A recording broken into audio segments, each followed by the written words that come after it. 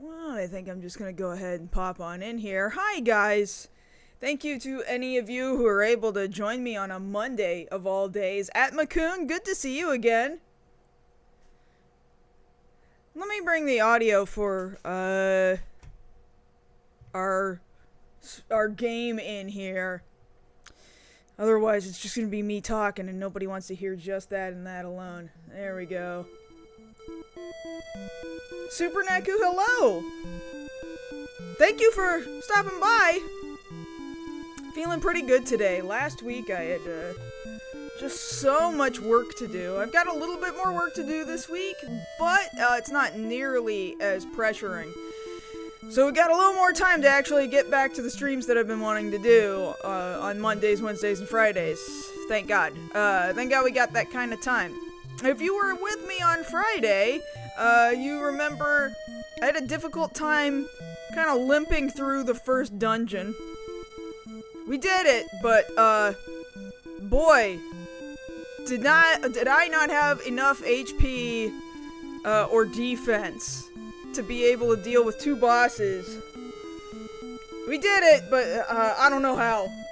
We barely made it. So, I spent a little bit of time before the stream getting these other stats up. You will recognize, if you were there last week, that these characters have about 10 times the amount of HP they had on Friday.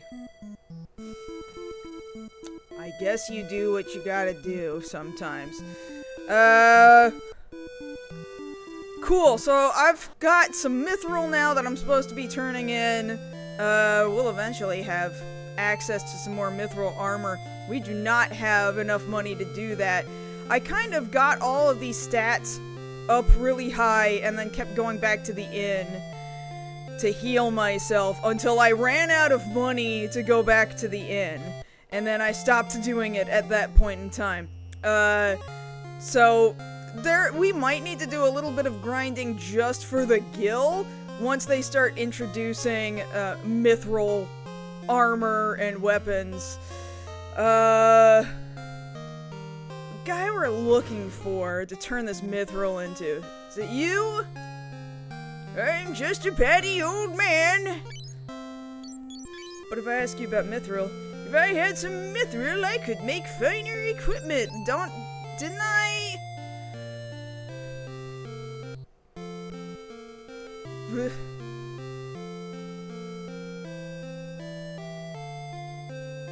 But don't I have the mithril?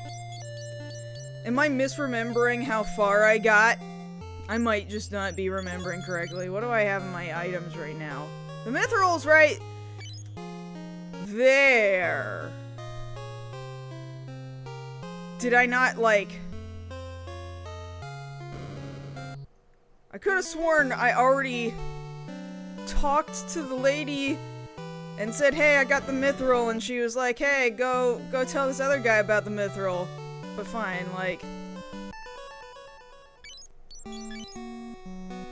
I did find the mithril, though. Here, do I need to show you? I found the mithril, and then give it to the guy in the shop. Okay. Can I please just exit this menu? Thank you. Okay, so I got ahead of myself for a second, apparently.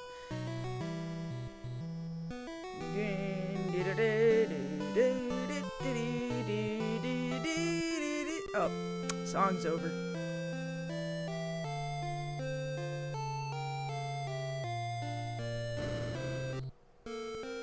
Okay, here, item, mithril. That's mithril! I'll start making new equipment. Okay, now the mithril's gone. No time to talk, there's work to be done. So now we should be able to buy mithril shit, I think? Or is it this person completely? Yeah, they got all the mithril shit now. I need to do some comparisons to what I'm currently using, because I'm currently using axes. I've got just a party of axe wielders right now, which has been doing me pretty well. Mithril. I did watch the first episode of Zets. I watched the very first stream of it, of our legal streaming stuff. I've got some gripes about Shout, but in all fairness, that translation is mostly solid, and so having a legal outlet for I'm it. gonna bleach your ass! Ah, hello, Rebo-chan. Hello, thank you for the follow. Appreciate you being here. Yeah, seeing them put it legally streaming on YouTube is fantastic. They should have been doing it much sooner. I wish they had been doing it sooner. I knew people were mistaken when they were like, oh, they're gonna put it up as a video on demand. You're gonna be able to watch it at your own convenience. It's not exactly true. I don't really like the model of them letting it stream and then it just immediately loops. And then you have to wait for a loop for it to start over again from the beginning. I'm not thrilled about that model. I don't think that's great. But at least it's there. Fine. Fine. Oh.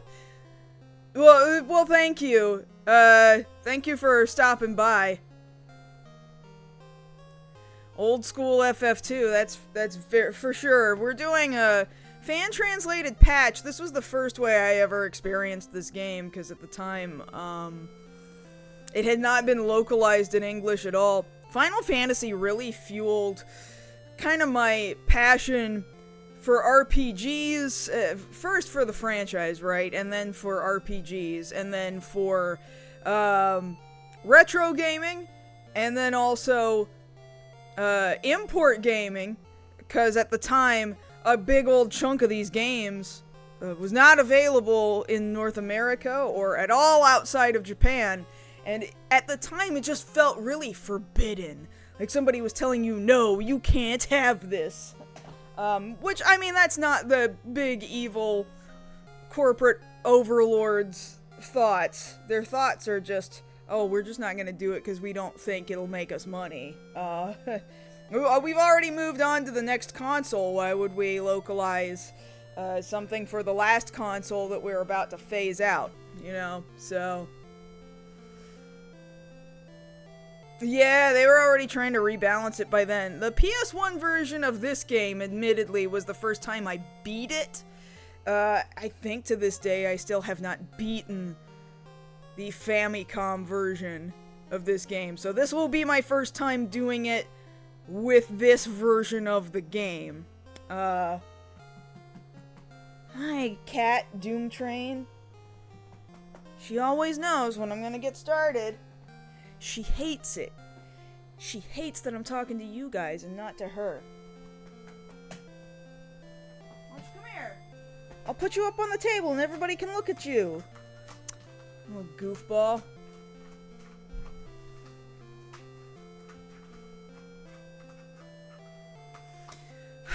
She's a very jealous cat. Yeah, there's a lot of things about each of the Final Fantasies that got re-released on the PlayStation in some format. There's like, you're making some concession with each of those releases, for sure. The translation of 2, the translation of 4, a little strange in places. No, it's not 4. 5. 5's translation on PlayStation is real strange.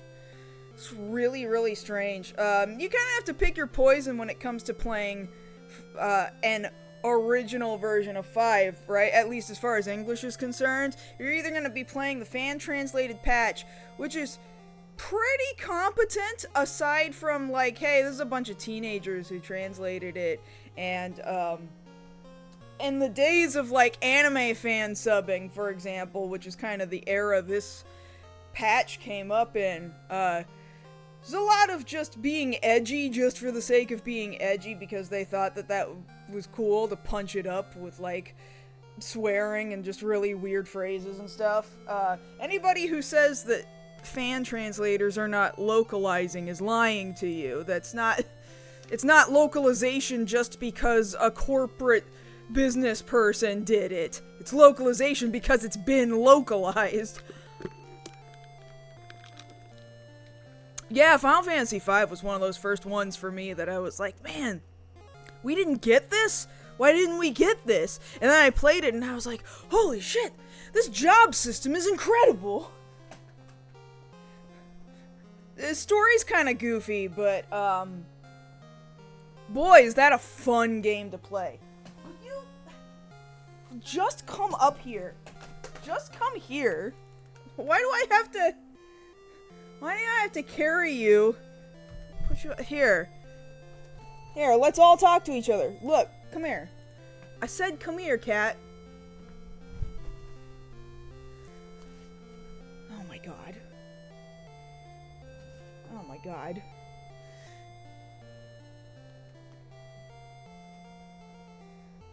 See, look how needy she is. She's so mad I'm talking to you guys.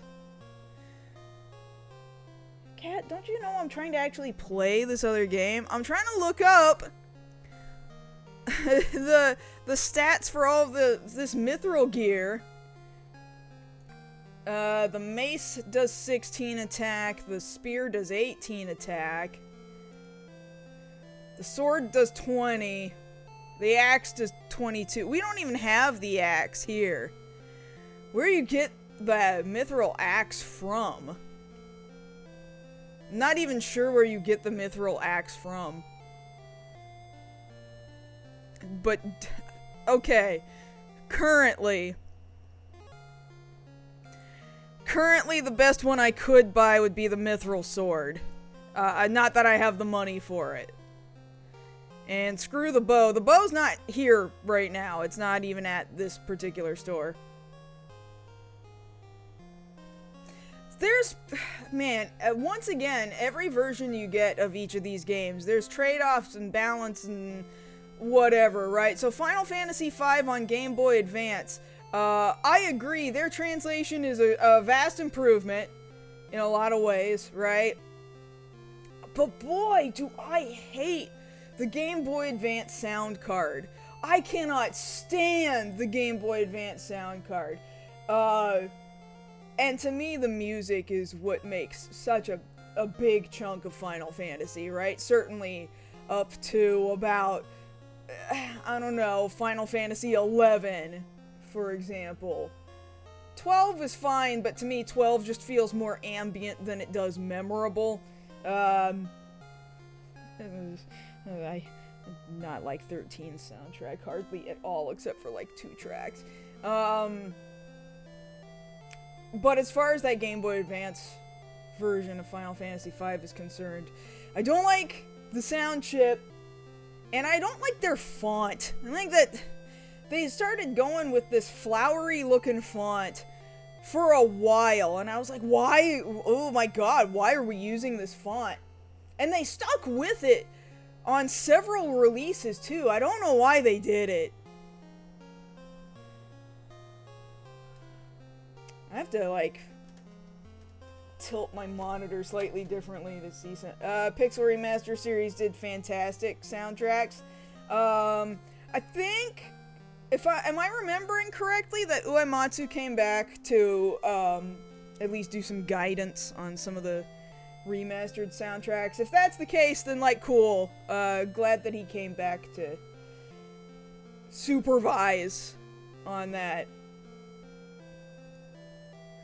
So anyway, if we do get some of these mithril weapons, what I want is the mithril sword for now, but we need to go make some money in order to do that. And I think now we should also have mithril armor over here. Yeah, there's now a second person who sells mithril shit. Oh god, we're gonna be running around for a while. I want everybody to have all of this stuff. I want everyone to have this stuff.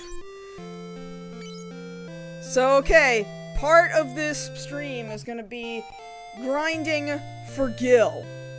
Not really grinding for strength or levels or anything. It's just for the money. I'm glad we're getting started right away. Alright. Nobody can touch me right now anyway, so...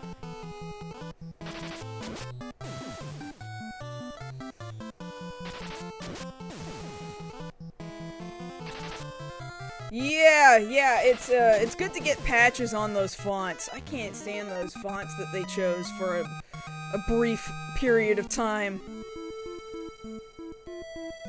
It didn't give a whole heck of a lot of gil, so we're gonna be doing this for a while.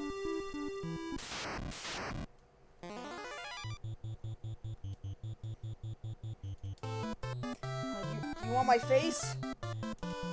You want my face? Okay.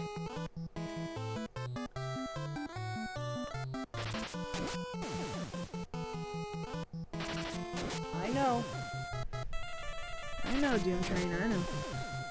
Hi. Hi. Okay. Oh my god.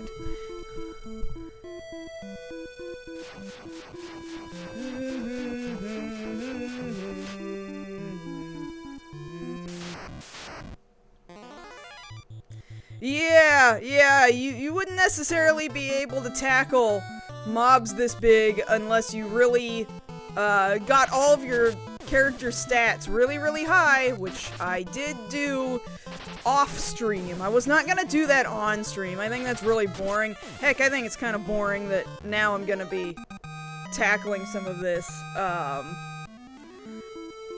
grind for gil.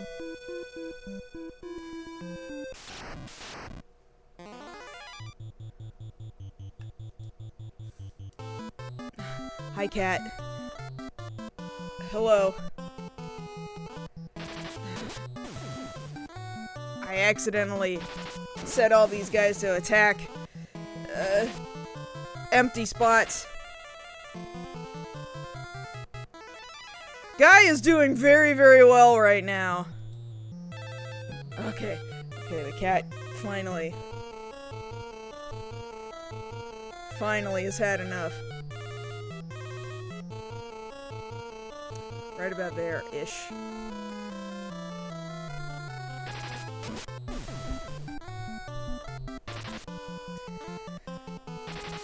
We should at least have enough money for one little piece of armor that starts at 300 gil. Guess I'll go do this one at a time. Yeah, let's go do that. Ah! It got me right before I could go in.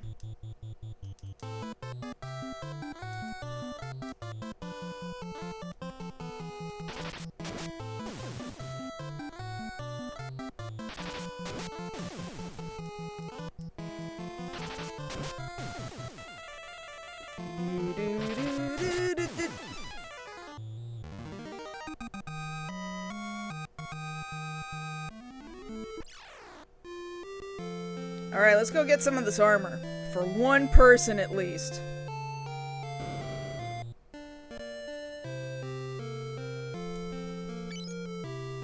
Let's buy a mithril helmet. We're gonna give that first to Furion. There you go, buddy. Let's sell some of this bronze equipment. And what? Why do I just have an extra piece of bronze equipment somewhere? Oh, she's already got mithril. That's why. Well, that's one less piece of equipment I need to buy for somebody. Yeah. Okay, so we got 2 pieces of equipment we can sell right now. 2 bronzes. Alright. We're most of the way there to another bronze, or another mithril helmet. Yeah, a lot of people make a lot of comparisons to Star Wars with Final Fantasy II, which is not totally unfounded. I see it. I most definitely see it. Big Evil Empire, the first time they did that, mind you, a lot of Final Fantasy games would go on to have a Big Evil Empire, but sure, very notably, 2 was the first to do it. I mean, there had only been one game before that. It wasn't exactly an evil empire in that. There's just some guy and his 4 friends, and they were mean and evil and bad, and they could time travel. It's not really all that Star Wars-y. Never mind the fact that, very plainly, the Square development team, certainly early on, was extremely influenced by Star Wars. What am I doing? There we go. You can see the influences, the Star Wars influences, deeply run through this franchise. Hell, you get up to Biggs and Wedge, and it's impossible to ignore. Blue Sky finally added bookmarks. Oh good, I can stop doing the thumbtack trick, where you would reply to a thing by commenting an emoji of a thumbtack. I don't need to do that trick anymore.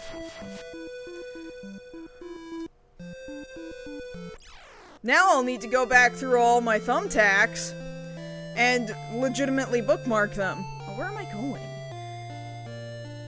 I talked to you guys and then I don't remember what I was doing anymore. I did! Yeah, this was just earlier this morning. I was like, I'm not gonna get myself in trouble with another boss fight again, and I upped their stats, and they're like 10 times... they have like 10 times the health that they had on Friday. There's one more mithril helmet. Great. So let's equip Maria with this helmet. And we're gonna sell her bronze helmet.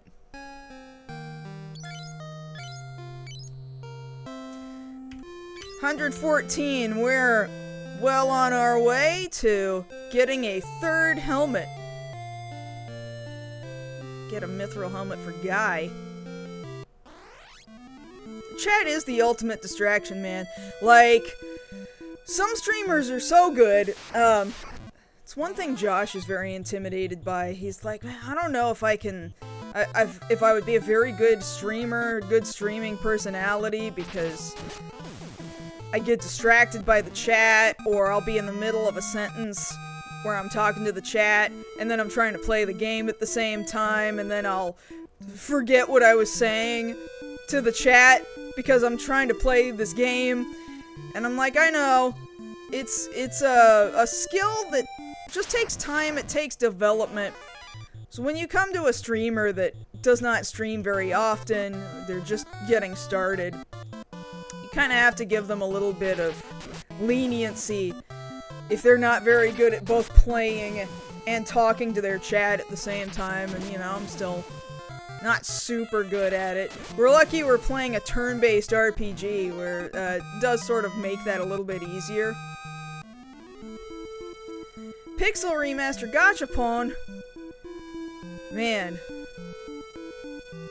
How was your trip in July? I'm a little surprised you went during the summer, but, I mean, it's been very cheap to go to Japan as of late. But the summer, boy, Japanese summers are oppressive.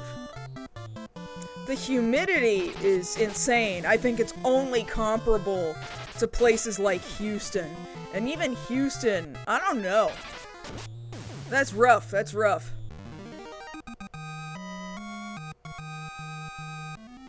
You learned that the hard way! I'm sorry if nobody told you before you got there. I'm sorry. I hope you had a lot of ways to beat the heat. And I heard this year was particularly bad. There was a press conference for Kamen Rider Zets. That's the most recent Kamen Rider that just came out this past weekend. Episode 1 aired this weekend. They're still airing it legally on the Tokusatsu YouTube channel. It's just on a constant loop, and you just have to kind of catch it right at the beginning. Episode 1 just keeps looping right now. Anyway, so they had a press conference a few weeks back. And, you know, it's still the middle of summer. And this poor woman who's hosting this press conference, for whatever reason, I have never seen them do this. For whatever reason, this press conference was held outdoors. I don't know why they did that. Like, I'm listening to this poor lady and she's telling the audience, oh, I hope everyone is okay in the heat. Be very careful. Don't get heat stroke. If you gotta go, you gotta go. There's one lady that I followed, one Japanese lady that I followed for a long time. I met her at an anime expo a few years ago, and she would just almost every day was tweeting, "Hi everyone, be careful not to get heat stroke today." It was like every single day she was tweeting, "Let's be careful, don't get heat stroke." But this lady during this press conference, in the middle of the press conference, you could see her neck was just soaking wet from sweat. I was just like, oh my god, this poor woman out of here. Never mind the actors that are on stage being presented like, oh, we're the new face of Kamen Rider and all the Kamen Rider main characters. And then the guy who's actually like in the Kamen Rider Zet's suit. It's a full body action hero suit with a helmet. I'm just like, no, this guy's gonna die! Oh my god! Get him out of here! I don't know why they made that decision, but they did.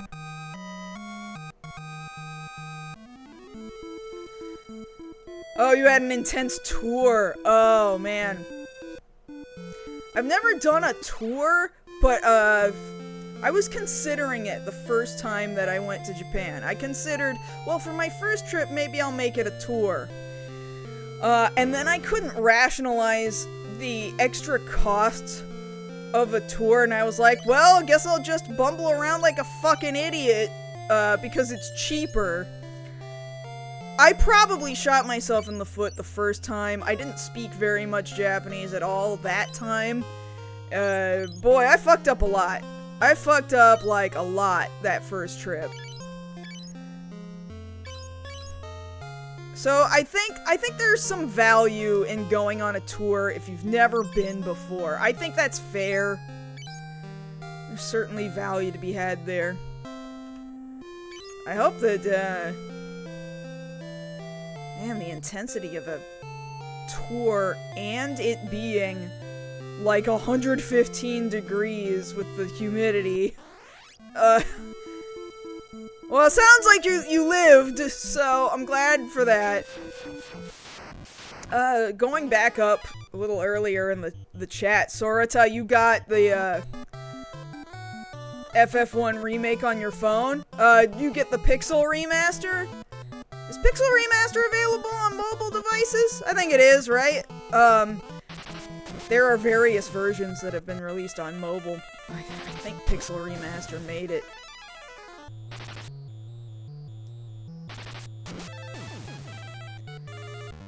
I remember I very specifically, one fuck up I did the very first trip. This was almost 20 years ago. It was me and my then boyfriend. We both went. He had been before because he had very briefly been an English teacher in Nagoya, so it wasn't his first rodeo, but it was mine. But I guess he hadn't spent a lot of time in Tokyo, regardless. He told me he hated his time as an English teacher. And the guy who was his boss was a real asshole. And my then boyfriend was like reading a book, and his boss didn't like that he was reading a book and thought he was bad or rude or a bad employee or whatever. And the guy like ripped the book out of his hands and threw his book against the wall, and the book just exploded in pages. And it was almost immediately after that he like contacted his dad and begged his dad to help him go home, and he didn't even complete his work contract as an English teacher. And that was one of the first things that put into my head, I don't think I ever fucking want to be an English teacher in Japan. I don't ever Like, that's how a lot of people decide, I'm gonna go live in Japan. I would do anything to live in Japan, even teach English. I will never fucking do it. Yellow, thank you for the resub. Honestly, after that experience, I almost would, if that had been me, I almost would not have gone back to Japan. But he did go with me, and so we went into an okonomiyaki restaurant. And boy, were we not paying attention, and I was a real fucking dumbass at the time. I didn't know shit. I'm speaking out of experience of pure ignorance, and boy have I learned a lot. But that first time I walked into an okonomiyaki restaurant, and we walked up these stairs. It was on like the second floor of this building, and the restaurant was basically empty except for the lady running the place, and we started to step 1 foot inside, and as soon as like we started to place the soles of our shoes down on the ground, this lady screamed and put her hand out, and she just went, ah! And we realized, oh fuck, this is a restaurant where we have to take off our shoes and put them in the shoe closet. Fuck! We were just like begging forgiveness immediately the second we first stepped foot in this restaurant. I felt like such shit. It's like, God, I'm not gonna make that mistake again.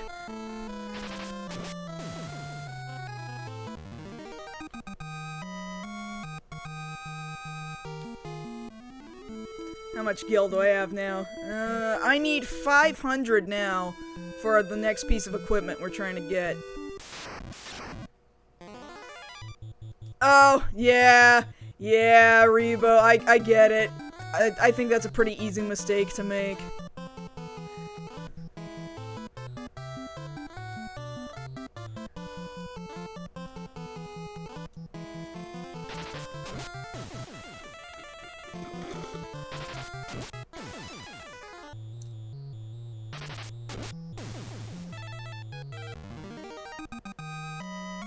Yeah, I didn't realize at the restaurant that, like, that I was stepping into a Genkan, which is the place at the doorway of most people's houses where you take off your shoes. I didn't realize, oh, restaurants can also have Genkans. Shit. Fuck. God. I was very upset that I had done that. I could not have been more upset than she was, though. Could not have been. You were playing 10-2, Super Neku? Not a chance in heck you're getting 100%. I'll tell you, my first time playing 10-2, I did it on PlayStation 2. I thought I had done everything right. I was very convinced. I'm doing it. I'm getting 100%. I'm gonna do it. I got to the end, and somehow I only got 98%, and I was like, what the fuck? What the fuck did I miss? I thought I followed this guide to completion to get the full 100%. So I went back and I played it a second time. Everything. I did everything. I was convinced. Alright, I got it this time. I don't know what it was I missed the first time, but surely I didn't miss it this time. And at the end of that second time, I'd gotten 99%. And that's when I was like, God, never mind. Never mind. I'll just find that last cutscene on the internet later. I don't know if I'll ever try that again. I don't know. Well, if we get to the point where I'm streaming 10-2 at that point in time, I don't know. Do we dare try to get the full 100%? I have not tried that.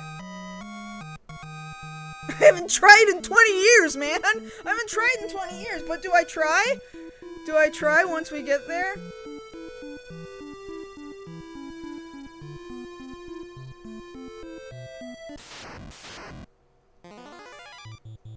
You have to multiple play through it, and I did it twice, and it still wasn't 100%. Nah.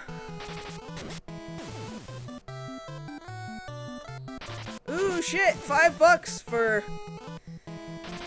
Romancing Saga 2 on Super Famicom. Do I have a copy of that on Super Famicom? I might.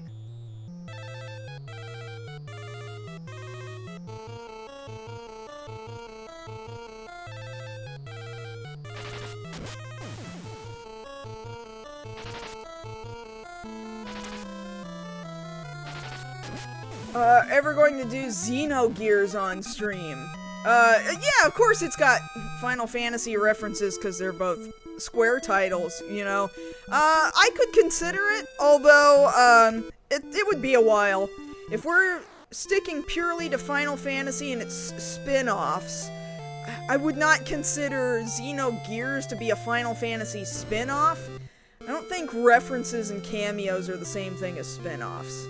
But I would certainly see myself doing it someday, right? I don't know when. Chrono Trigger, I've done, that's possibly my favorite game of all time. I've done a partial Chrono Trigger stream before in the past, but not beginning to end, and certainly not with all of its multiple endings. I could possibly be convinced to do it again. Cat, we've already done this. What? Then come back! Oh my gosh. You're insatiable. Here. Now we're all together. You, me, and the internet. We're all together. Okay. Hey, Josh, how are you doing? The Gaia one? What, Gaia, no, not Legend of Legaia. Gaia, she is like, hi. I know what game you're talking about. Why can't I think of the second word in that game's title? Yeah, from the Super Nintendo. What was that terrible Romancing Saga game where you had to use a spinner for almost everything? Oh, God.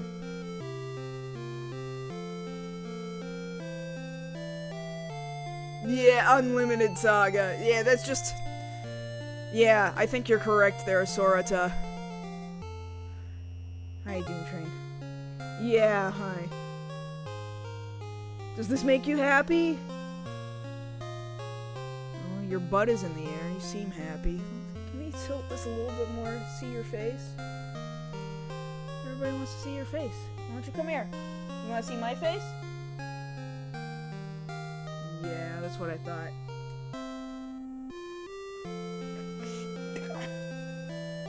What?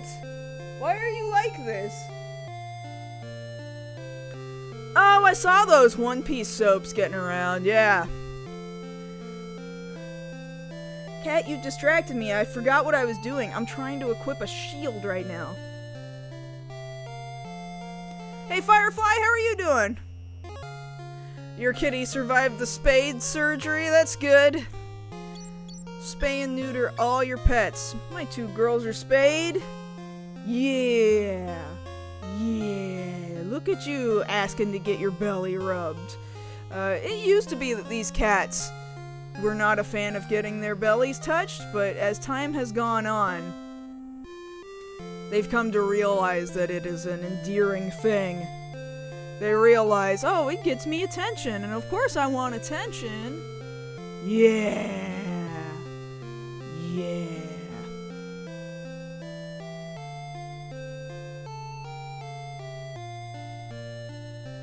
She doesn't push back nearly as much as she used to. She used to push back a lot. Not anymore. Now she's pretty happy. She's being pretty good, aside from being very, very desperate for attention at the moment. Very insistent upon it. What a good lady. Yeah. Alright. I'm gonna play this game now. I'm gonna play my video game. Okay?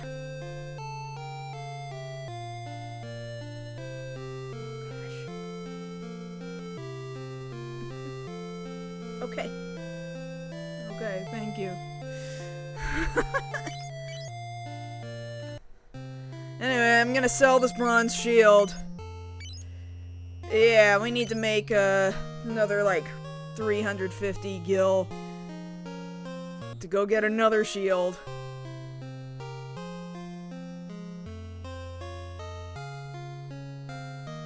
Hello. Hi, cat. Thank you. Thank you. Thank you.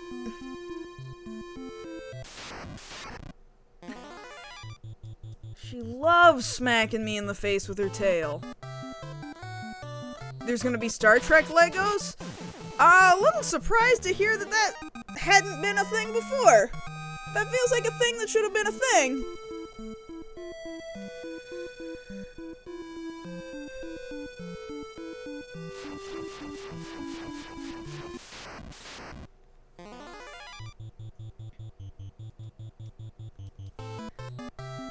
I love that this whole time that I've been grinding for Gil, no enemy has been able to lay a hit on me. Still at max HP. Cannot be killed. Indestructible. Undefeatable. Invincible. Oh man, if they started selling some Final Fantasy soaps, I ordered a Final Fantasy candle from somebody online. One very specifically was like, it was the smell of Besaid from Final Fantasy X. I was like, actually, it's pretty fucking good. And I'm not like a big candle person. I'm not like, I say moms here because it was like my mom. Oh, moms and their candles, you know. I was never much of a candle lady. But, this one I was like, oh shit. Might turn me into a candle lady with this one. What are you knocking around? That is a makeup brush, man. In fact, no, I think that's a brush that I gave Josh and said, here, I've just got so many brushes. Why don't you use that to paint your Kamen Rider figures? Just batting around a brush like it's a toy. She wants attention and playtime so bad.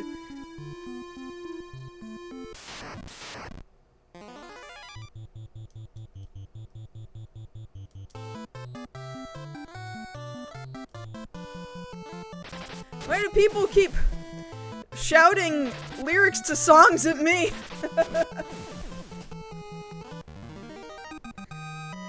She's got her mom. Doom Train has her mom here. And sometimes they play together, sometimes they chase each other around. They love each other, but sometimes they also just kind of want to beat the shit out of each other.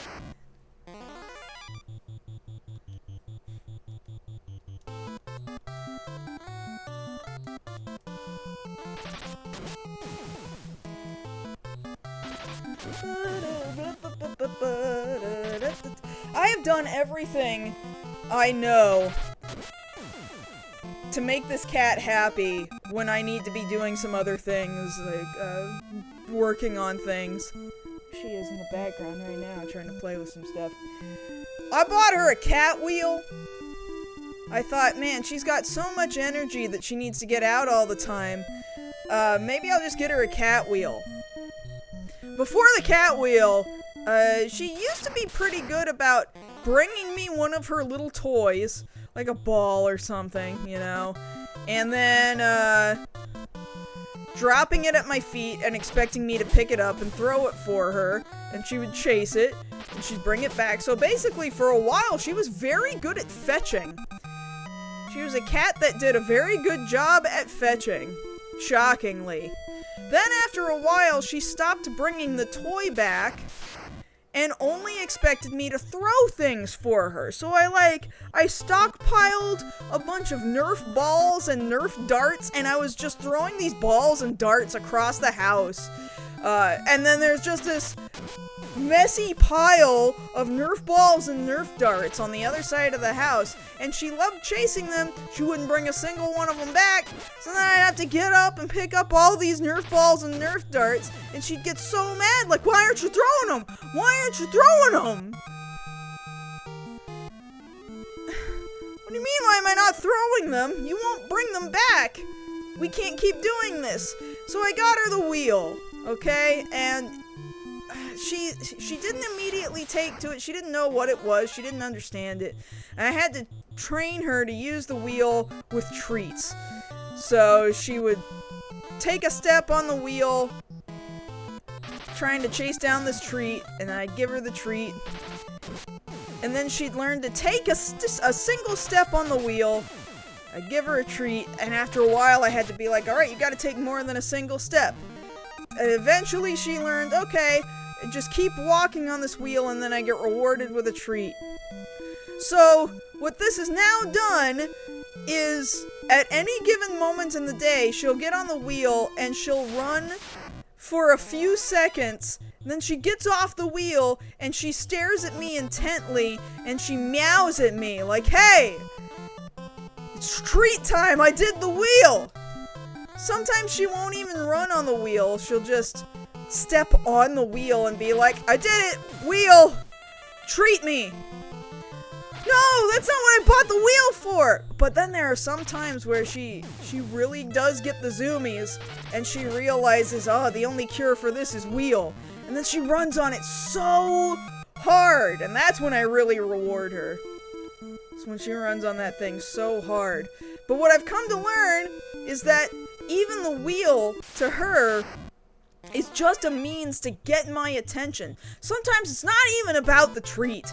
Sometimes it's really just, well, the treat is just the means to an end to get the attention that I want. The thing that she values more than anything, as much as it might look like it's treats, it isn't. It's my attention. My attention is the most valuable thing to this cat. And if I can't give it to her 24 hours a day, she's so upset.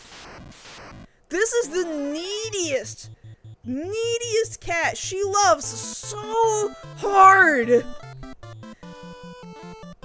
Which is funny because she won't sit in my lap. And she'll barely take naps with me. If she does take naps with me, like if I get in bed, she'll go sleep on like the way opposite corner of the bed. More often than not, she'll sleep on the floor near the bed. She just likes to be near me. That's her way of loving me, is that she just likes to be nearby. I've come to accept that. That's her showing she loves me. She just wants to be with me all the time. She'll follow me into the bathroom. I can't go to the bathroom by myself. If I decide to take a bath instead of a shower, she's like, fine, let's go. She'll sit on the edge of the tub. I can't go anywhere in this house without that cat. She's with me everywhere. Oh, I know. Guy's got 10 times the amount of HP he had on Friday. He's been up to some shit. Your kitty is a furry daughter. She sure makes me feel that way sometimes. Alright. Working our way up to a 3rd mithril shield.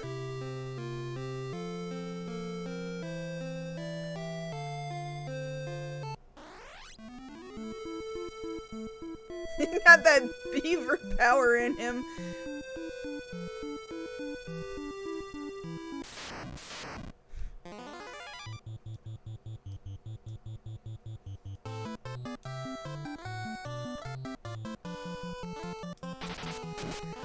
Alright.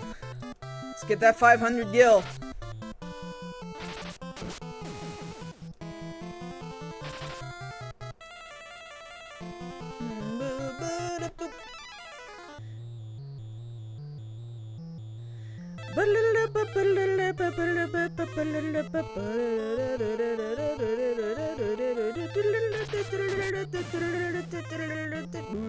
Oh, we win. And Guy just got stronger just now, too. It's funny.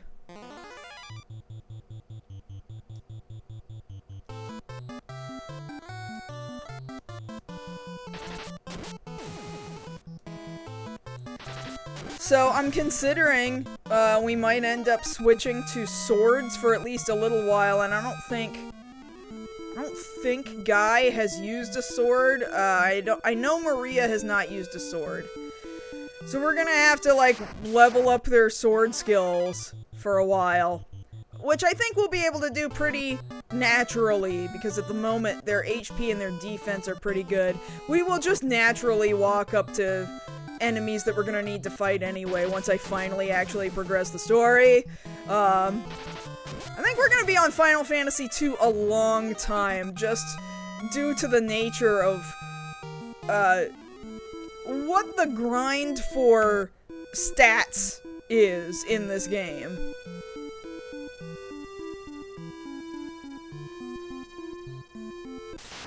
You do get the overpowered blood sword later. Like, it is good to, have everybody just sort of level up various weapon types in this game, so that you're never, like, if you suddenly get a much better weapon, like, hey, I've already practiced with some other shittier weapon, so why not?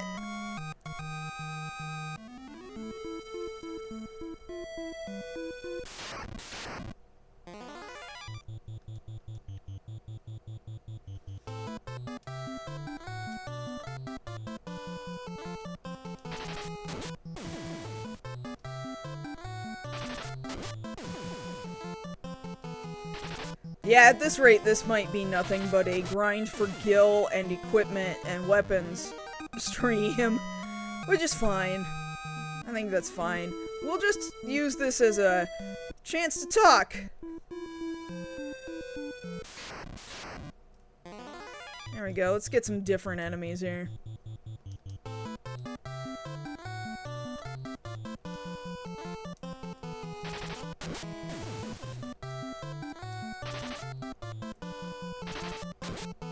Yeah, playing through these games has been a very, kind of throwback experience to my time as a teenager when I first started emulating. I first started becoming interested in import games and Final Fantasy games that had not yet made it over to North America. I was very, very fascinated in that sort of thing for a long time. It's given me a lot of good memories. Not everything was always so great. It's difficult, like, as you get older, you yearn for the stuff that was good, and you kind of conveniently leave out the parts of your youth that were not so good. I wouldn't necessarily go back to being a teenager. Being a teenager was very hard, but the experience of experiencing these games for the first time, I think, is something that I do genuinely miss. But I like experiencing them with you guys as well. I think that's very good and very fun. I think that's valuable.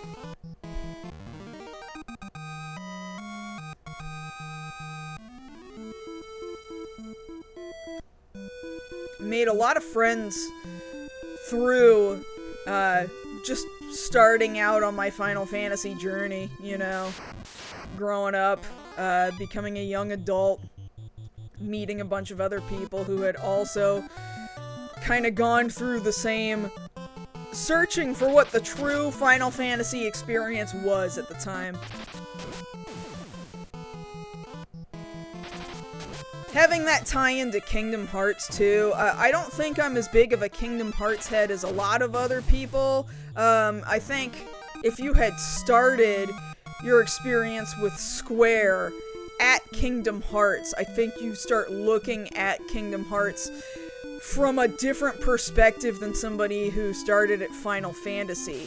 It's easy to see why someone might have started with Kingdom Hearts, though, because, well, they made it accessible because there's a bunch of Disney characters in them, and what kid doesn't like Disney, right? My cousin got me Kingdom Hearts 1. And I had been reading about it in magazines for a long time, too. Like, I looked at this multi-page spread in one magazine. It might have been PlayStation Magazine. I'm not really sure. I was reading a lot of PSM for a while. Largely because I remember this DVD came out that was attached to one issue. And it just showed a bunch of the writers at PSM. It showed their offices. And it showed them mostly having a good time with each other. Who am I looking at? Mr. Mega Boss? Am I reading that correctly? Thank you. Thank you for the follow. This PSM DVD, I was convinced, oh my god, I want to do video game journalism. And I kind of never made it there, although part of me, even at my age now, would still really like to, if I had spare time, I would be writing about video games more often. There was a big media blitz about Kingdom Hearts 1. So I was reading this magazine spread, right? And, I'm looking at this art of this Sora character, and my first impression was, isn't this guy just a kid version of Sion Barzad from the Bouncer? Because I had already played the Bouncer, because I was already, like, deep into Squaresoft shit at that point in time. I was deep into Squaresoft shit. I wanted to play everything Squaresoft. I was even like, oh my god, I gotta play Secret of Evermore, even though that's Square USA, and it sucks. That is a bad game. So I'm reading this Kingdom Hearts magazine spread, and first I'm like, oh, well, this is just a child version of Sion from the Bouncer, because Tetsuya Nomura, just can't stop drawing Tetsuya Nomura characters. And then I was like, so this is Final Fantasy, and it's Disney? Ain't no fucking way this is gonna work. I wasn't nearly that brash when I was a kid. I tried for a long time not to swear, and then I gave up as an adult. But then I had to eat my words, because then Kingdom Hearts 1 came out. My cousin got it for me. I think it was a Christmas present the year that it came out. I beat it in something like a week, certainly less than 2 weeks, and I told my mom, yeah, I beat the game, and my mom was like, oh my god, why did you beat it that fast? Don't you want to slow down and enjoy it? What is your cousin gonna think? And I'm like, my cousin's also a gamer. I'm pretty sure he would understand. If I beat it this fast, it's because I really, really enjoyed it, and I spent all of my time in it.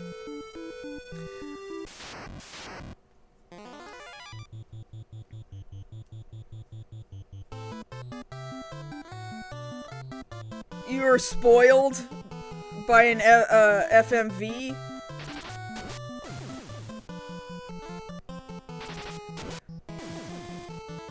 Yeah, the Kingdom Hearts fan base gets a little weird, I'm not gonna lie. Man, once in a blue moon, there is one specific guy, I'm convinced it's the same guy, because the way he talks is like, every time he makes some new alt account to come after me, if I ever have anything negative to say about Tetsuya Nomura, and mind you, he only ever comes when I am saying something bad. Saying something that is less than dick-suckingly nice about Tetsuya Nomura. But mind you, there are things that Nomura has done that I think are genuinely good and valid. Like, I think he's a phenomenal artist. I think his monster designs are some of the best things that man has ever done. I think he's a phenomenal monster artist, and he should have been doing more monster designs as time went on. His monster designs, some of them in Final Fantasy VII, even. And 7's not even my favorite Final Fantasy, but like... Have I already given everybody mithril shields? But the monsters in 7, I especially am like, damn, some of these are whack. Give me nightmares, man. Some random geek, thank you for the lurk. How much money do I need? I wasn't even paying attention. I need like 800. Okay, I'll go back out there for a little bit. I think he's a great character designer, or at least was up to a point.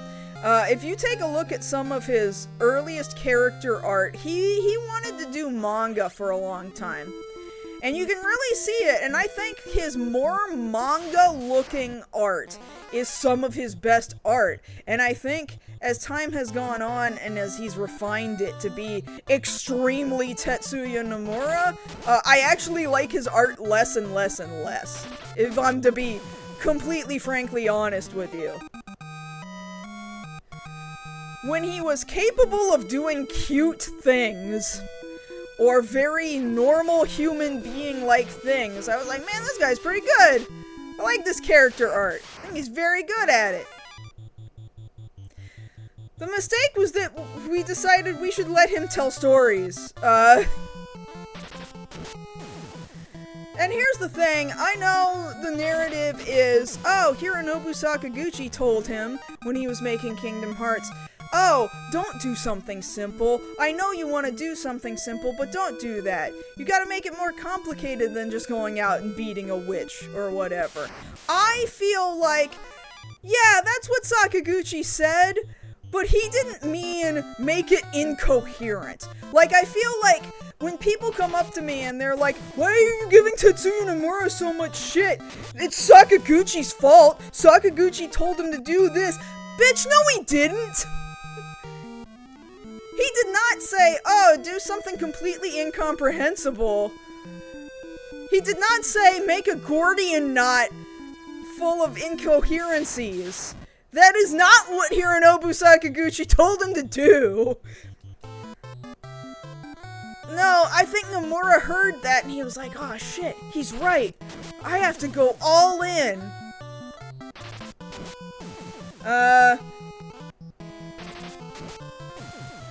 Hydrate and stretch and stuff here, and let me do some of that.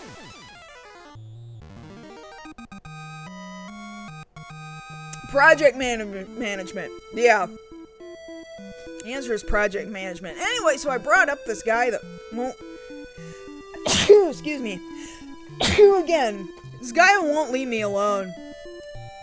Like, every time he sees me say something minorly critical about Tetsuya Nomura, some dude sweeps in with some new alt account and is like, oh my god, why won't you stop shitting on Tetsuya Nomura? Why do you hate him? Why do you want him to die? What? I didn't say that! He doesn't need you to defend him! People love the fuck out of Tetsuya Nomura, he's fine! Tetsuya Nomura will be fine.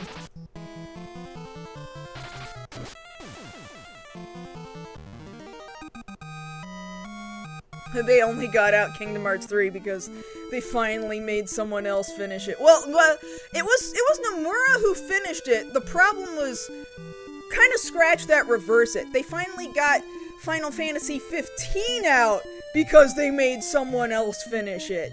Because, like, he was trying to work on 15 and Kingdom Hearts 3 at the same time, and then they were like, oh my god, you're not getting either one of these things done. And they had to kick him off 15, go send him off to Kingdom Hearts 3, and they're like, finish this one. If you're gonna finish one, finish this one.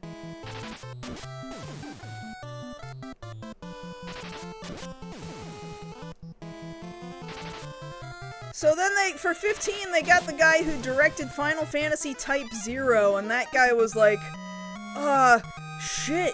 Should we just start all over from the beginning? I know it's been like 6-7 years since this project started, but boy, do we not have, like, anything usable. Yeah, 16 at least had a normal development cycle.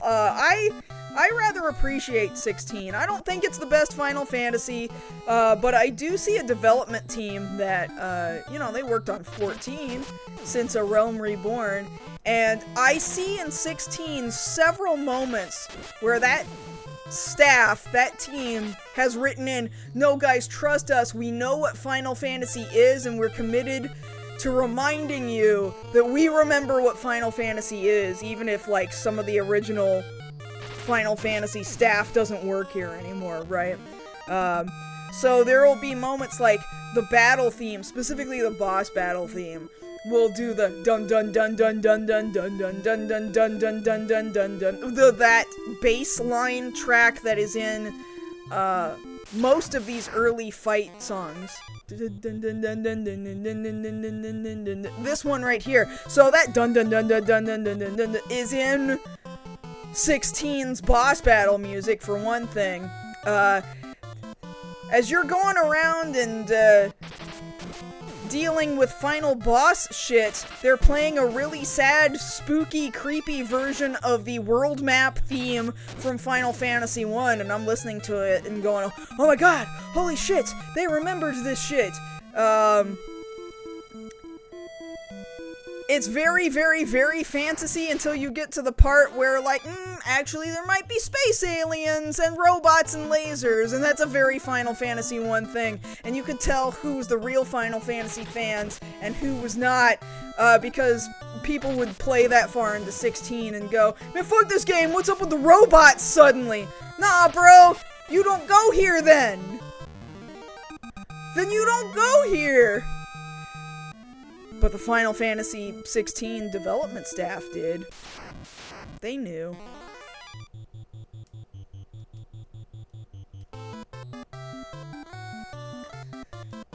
You had the third birthday on PSP. It's like not even a Parasite Eve anymore. That's around the time where everybody believes that Square had lost the rights to the novel because they had to, like, license rights from the novel and the author that Parasite Eve was based on in order to just make even the first Parasite Eve game.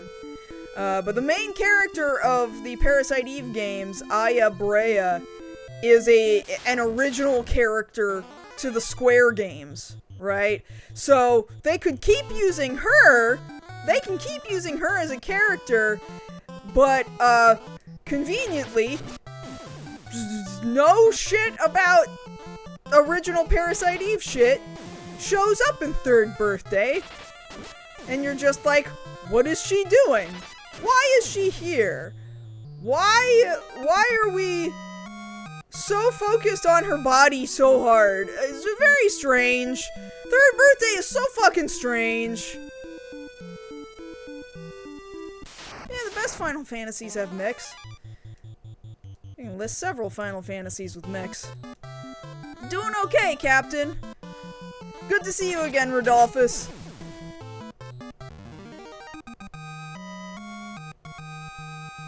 And how much gil do I have now? I've got enough to buy one piece of armor here. That's been my goal this whole time. Let's get armored up. Third Birthday is the third game in the Parasite Eve franchise for some reason. Oh, I don't know why I hit the exit button. Okay, let's get one of these. And then equip you with it. And then sell the old bronze one to get some of that money back.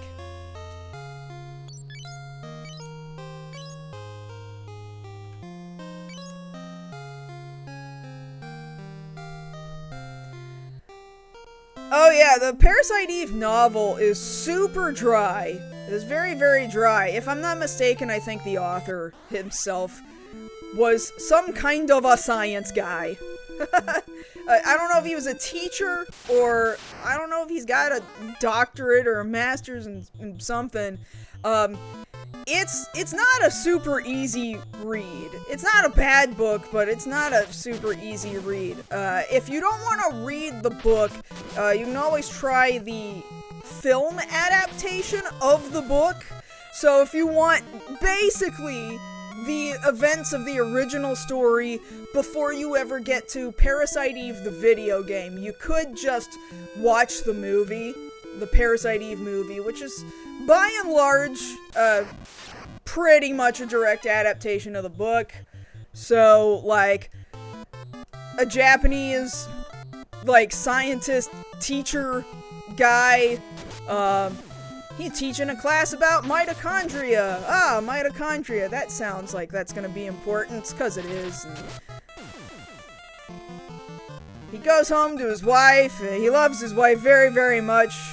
Wife is very pretty and nice and hot and sexy and good to him and a sweet woman. And she does all of his laundry, and it's very good and nice, and they love each other very, very much. And then she gets into a car accident and she dies. The doctor's like, "Ah, fuck! I can't live without my hot, sweet, sexy, laundry-doing wife!" And then he's like, "I know what I'll do. Was she an organ donor? Okay, I need her liver. I need to get cells from her liver, and then mitochondria, remember shit, I guess. And so I'm gonna do a bunch of science shit involving her mitochondria. And then the mitochondria, like, wake the fuck up. And then the mitochondria sludge, like, forms into what looks like her body. And scientist guy is like, "Ah, my dead wife! She's alive! I'm gonna bang my dead wife!" Which is really just her mitochondria sludge. And the mitochondria sludge version of her dead wife, of his dead wife, is like, "Haha, now I have your seed, and I'm gonna go make a super baby out of the mitochondria. So I'm gonna go to a hospital, and I'm gonna find, like, a girl who's a patient at the hospital, and I'm gonna go get in her womb, and with your seed, and with me, the mitochondria, we're gonna make a super baby, and all the mitochondria in the world are gonna rise up, and we're gonna burn everybody alive, and then the world will be dominated by mitochondria." Yeah, it's scientist guy's fault that all of this happens. Well, thankfully he stops her before the super baby is born. I think the movie ending is slightly different from the book ending. The movie ending is like, "No, hot, sexy mitochondria wife lady, don't you still remember me? Surely you still remember. We loved each other." And, like, mitochondria lady is, like, lighting his arms on fire. And he's like, "No, I don't care if my arms are on fire. I want to hold you." And, like, she lets him. And then they burn to death together. And then everything is fine. And then the super baby isn't born. Anyway, that happens before the events of Parasite Eve, the video game. Yeah, there's a different Japanese scientist guy in Parasite Eve, the video game. And he's like, he actually, near the beginning of the game, gives you the plot dump. And he's like, "Ah, the things that are happening in New York right now are very similar to events that just recently happened in Japan. Let me tell you the plot of the book." And he basically repeats almost that entire plot, in a very short form.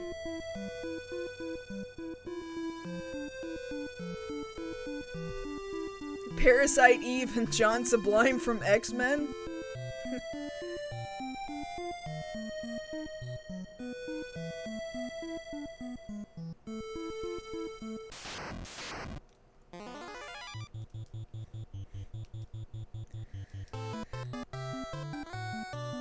Somebody asked me if I had seen or read something. Let me scroll back up through the chat a little bit. I know I was going off about Parasite Eve for a while. Yeah, Parasite Eve started as a book and then a movie, and then it became the games, and the games only have so much to do with the original book, but, like, there is a thread there. At least there is a thread there. Parasite Eve 3, though, excuse me, Third Birthday. Actually, the words Parasite Eve don't even fucking show up in the title of that game, because you couldn't use it anymore. No clue what they were thinking there. They just really wanted to use Aya Brea.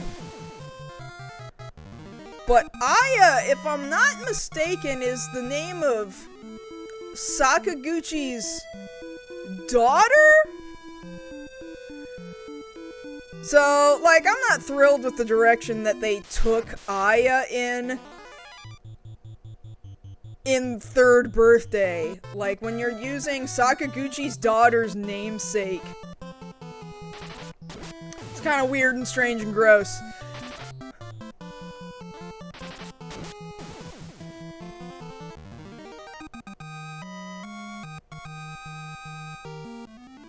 What is the question somebody asked me a while back? I can't seem to find. Three Assassins by Kotaro Isaka? No, I can't say I've read that. Oh yeah, the ads being like, it's the first cinematic RPG, which I don't necessarily think is true, but boy did Sakaguchi want to make movies.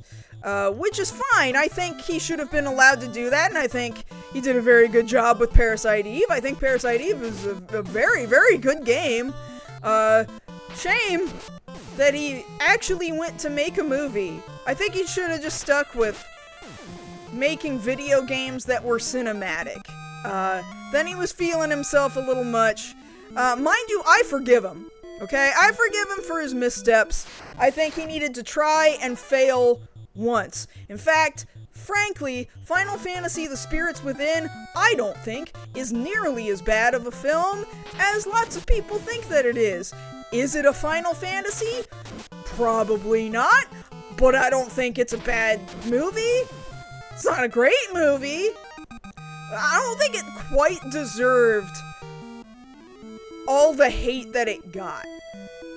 But numbers don't lie, and unfortunately the movie flopped, and then Sakaguchi had to basically take the fall for getting Square into deep financial trouble and possibly gambling away the ability to do their merger with Enix that they had been planning for a long time. I know one story that used to get around the internet, and for a while I believed it too, was that The Spirits Within bombed so hard that it forced them to have to merge with Enix.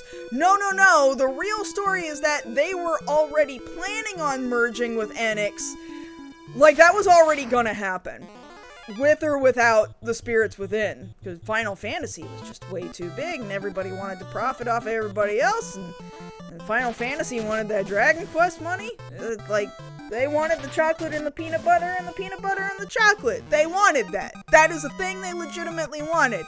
But then, Spirits Within bombs, and Enix goes, whoa, hold on. Are we about to make a risky business move here?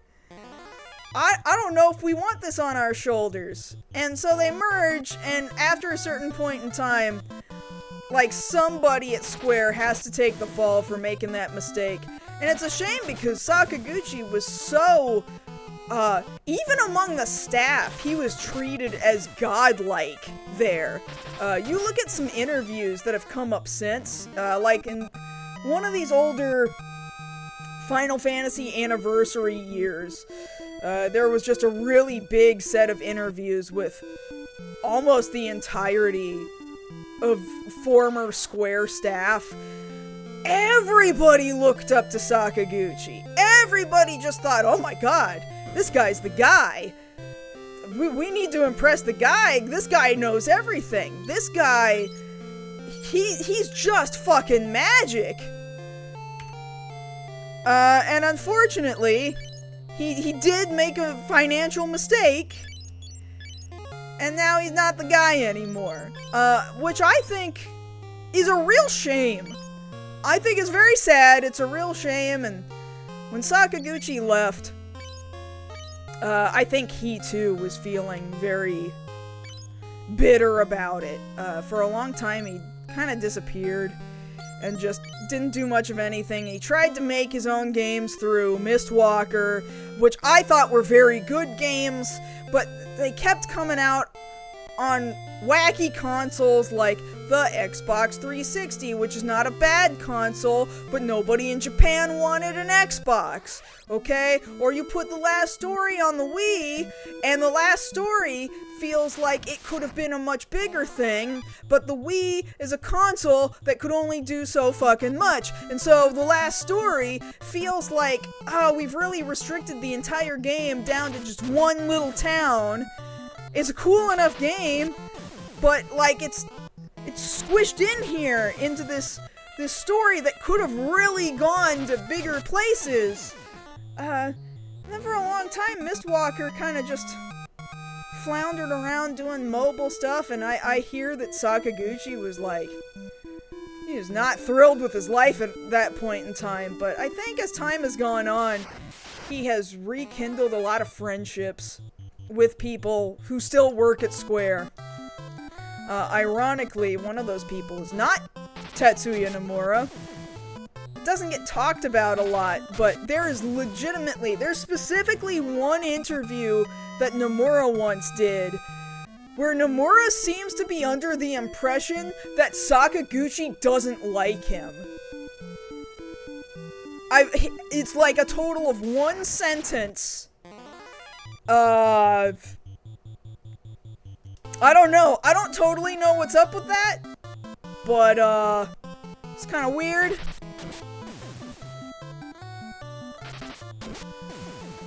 His third birthday is absolutely not about Scientist and Hot Wife. In fact, none of the video games are about Scientist and Hot Wife.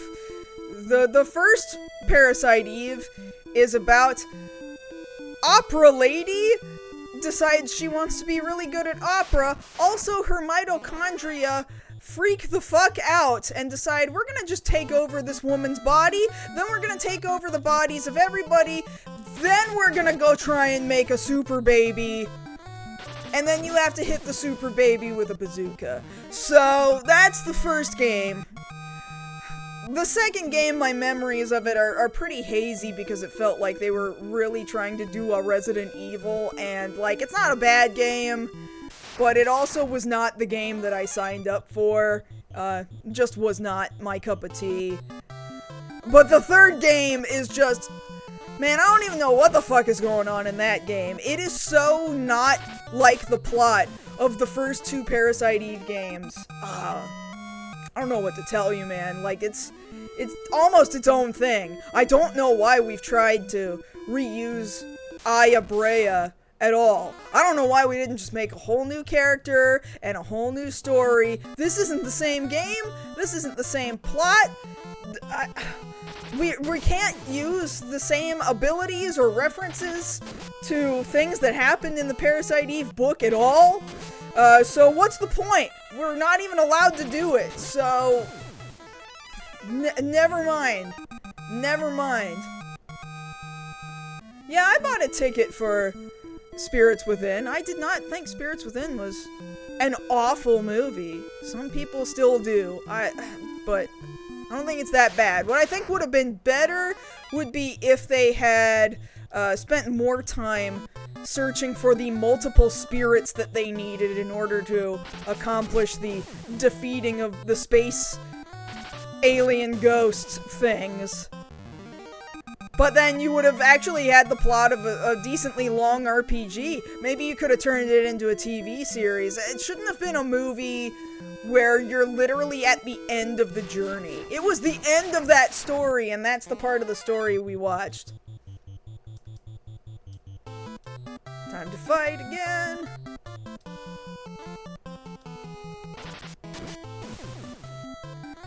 Yeah, third birthday is may as well be a reboot. I think that's a pretty decent description of it.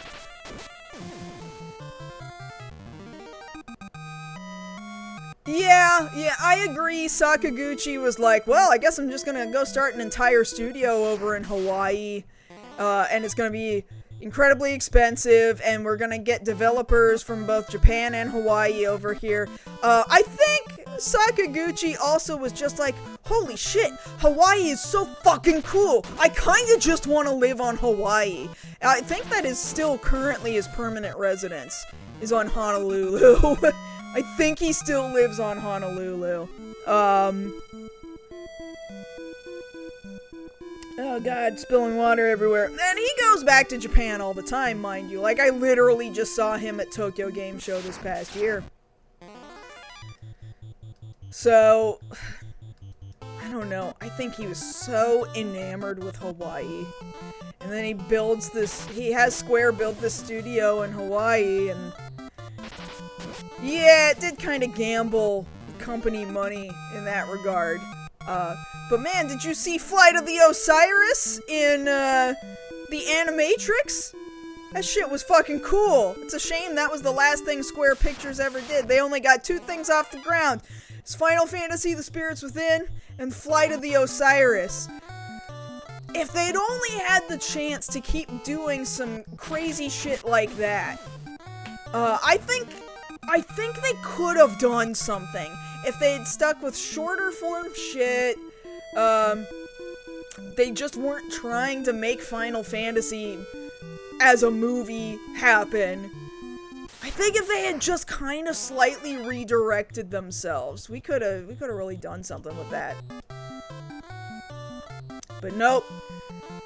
That universe does not exist here where we live. Not in this timeline.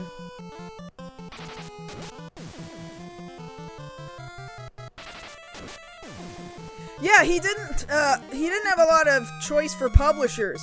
So he went to Microsoft because they were the ones who were gonna publish him, right? Like, I don't begrudge him that. He did what he had to do, and Microsoft was willing to be like, oh, we're gonna take this shot. But regardless, it unfortunately does not mean that the Japanese public was on board completely with the Xbox. In fact, in 2006, I went to the Tokyo Game Show in 2006, and they had a Blue Dragon display there. There's an enormous Blue Dragon statue, like, of the titular Blue Dragon. Looked very cool. It was a very long wait to play that demo. So they tried. They really did try and market it in Japan. They gave it a good, solid college try, but, nah, some things just culturally are too difficult to overcome. And the Xbox still just had a very Americanism about it that Japan was not ready to embrace. Yeah, you hit the super baby with a bazooka. The end of Parasite Eve. I mean, like, it starts out as a baby, but then it becomes, you don't understand, that baby grows up freakishly fast, into this, holy shit, green alien jacked dude from Planet Fitness with superpowers, shoots lasers. You have to shoot the super baby with a bazooka.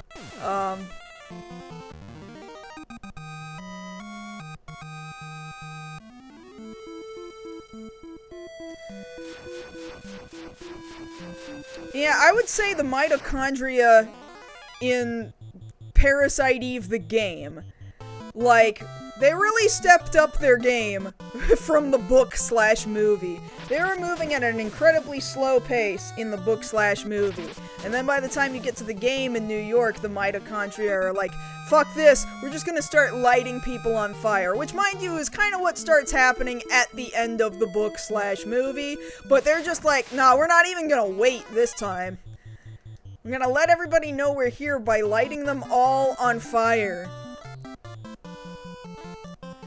Just so the mitochondria can go, just so you know, we can do this anytime, anywhere. You think you're in control? Nah, bitch. We mitochondria are in control of everything.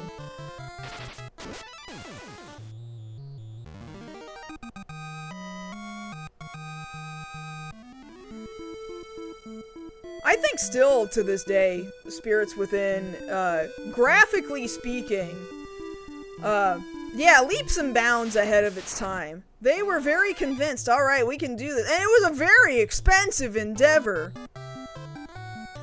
it probably was too expensive to put that gamble on. Should not have done that, but it looks phenomenal even to this day. You go, what do you mean this came out in, like, what, was it 2001 or something that movie came out in?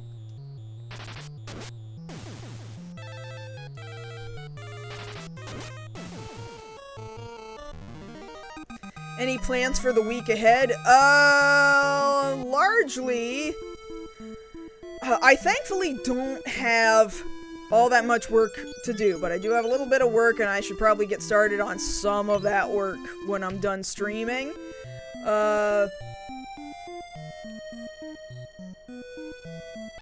Couple of anime episodes to caption, one YouTuber's video to caption.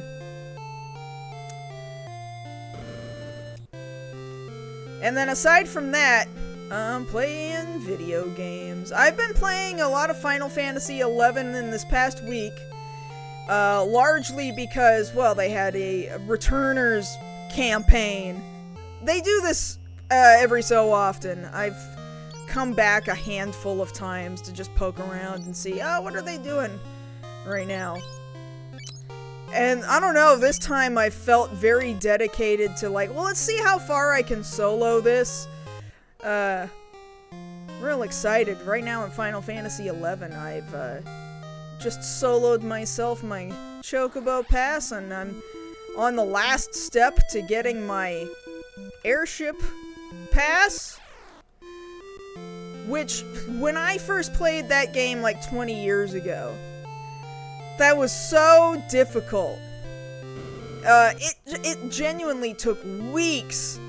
Everything was so hard to do, but the game is not nearly that difficult anymore. So easy to solo now. You didn't used to be able to summon, like, NPCs to join your party and help you, right? That's not a thing you used to be able to do. Bunnies would just one-shot you, and you'd very sadly de-level. The de-level noise would make you feel so fucking defeated, you'd be like, God, I don't want to see this game for another 3 days. Be very disappointing and very depressing. It's not like that anymore. You didn't used to be able to fight enemies and then have enemies drop treasure chests where you can find temporary items that'll help you along, or even pieces of armor. Nah, man. Used to be, you'd get lucky if you'd get a drop of a single item off of a guy. It didn't used to be that you would just heal your HP and your MP just as time passed. You'd have to crouch down and, wait an exorbitant amount of time for this health to come back. You weren't just getting armor all over the place from treasure chests. If you actually wanted armor and weapon upgrades, good luck earning a bunch of money by farming crystals and then selling the crystals at the auction house and then buying super expensive armor and equipment from the auction house. You'd just be spending so much time doing that. 11 is a breeze now by comparison to what it once was like 20 years ago. I had started playing it at its PS2 release in 2004 alongside my then boyfriend who, you know, we spent a lot of time in that game. I admittedly relied on him quite a bit, like, I would just, like, auto-follow him, just target him, /follow, or just /follow. And then I would automatically follow him, and then just fight everything he fought, and, so it's kind of a different experience trying to do it by myself. At a certain point, I will probably have to party with somebody to get something done.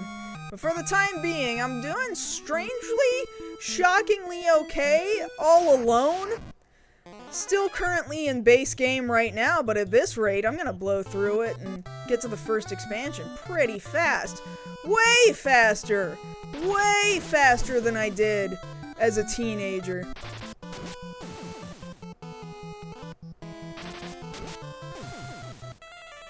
Yeah, looking back up farther in the chat, that Hawaii studio working on parts of Final Fantasy IX.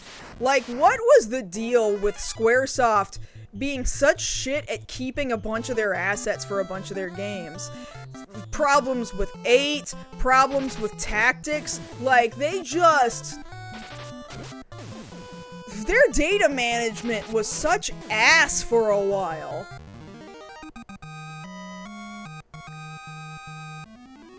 Hawaii does look beautiful. I'm minorly interested in visiting, largely because of the last couple of Yakuza / Like a Dragon games taking place at Waikiki, and supposedly it is a very accurate representation of what the real-world Waikiki looks like. But at the same time, I have felt like it's very difficult to ethically want to go and visit Hawaii, because native Hawaiians have basically been driven out. They can't live on their own island anymore because tourism has just bought up all of their land.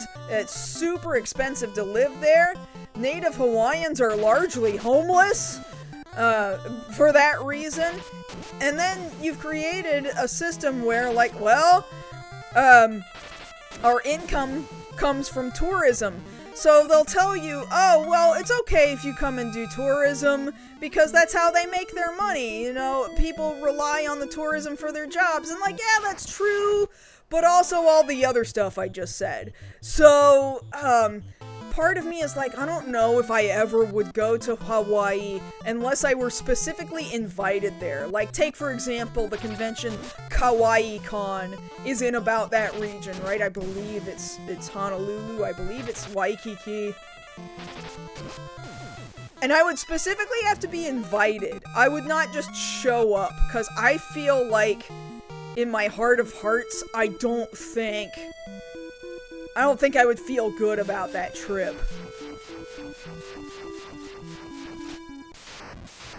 Let's keep scrolling through this chat that I'm backlogged on at the moment.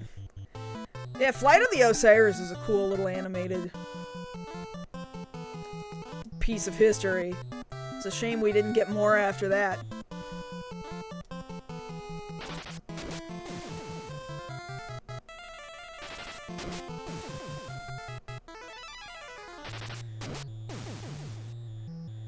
Are we talking about the mitochondria super baby Captain Cat?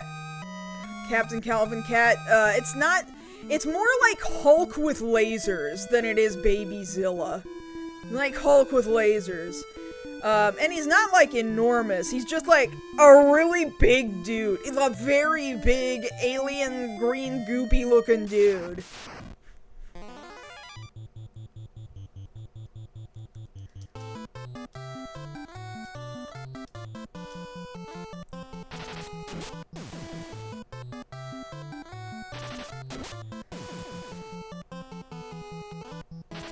Kind of trying to blow through some of this chat. Oh god, the Yoko Shimomura soundtrack for Parasite Eve is like my baseline Yoko Shimomura. And I understand people are gonna go, but Kingdom Hearts, yes, Kingdom Hearts, that soundtrack is very, very good.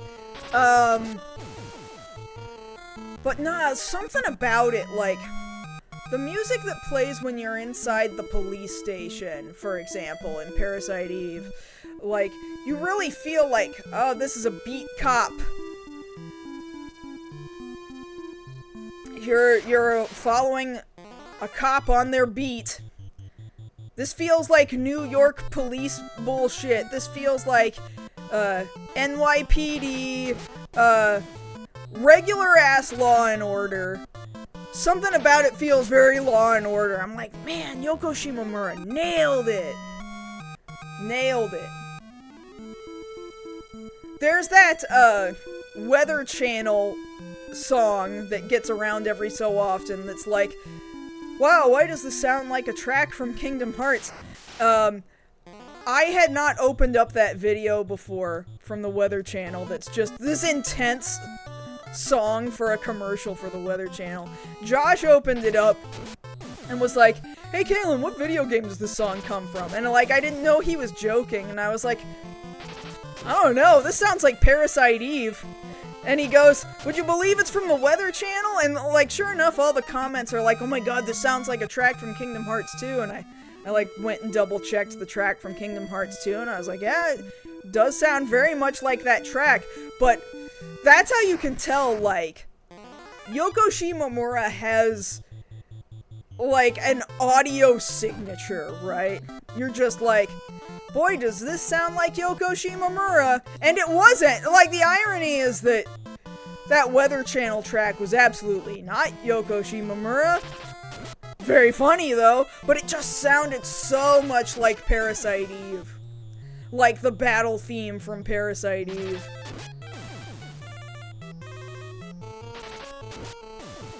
I love Shimomura. I think she's great.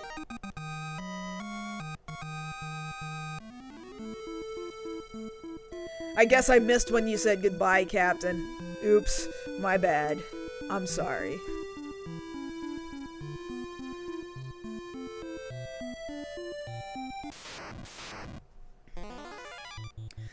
I find that this is true, Rebo-chan talking about, a lot of studios just not retaining their data and their assets and stuff for previous games they worked on.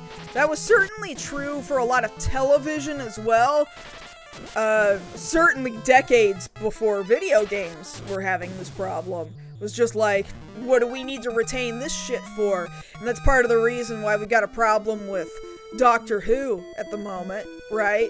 More than just at the moment, we've had a problem for decades, is that much earlier iterations of the Doctor, there's just completely missing episodes, and you're just lucky that you have people who, like, got audio recordings of it in the 60s, and then people have, like, digitally recreated these episodes based on fan reports of what they saw airing on TV and using the tape recording audio of what they caught. We're never getting some of those episodes back. It's never gonna happen because the BBC would just record right on top of their old shit. Like, oh, we're not gonna need this shit anymore. Just record over it.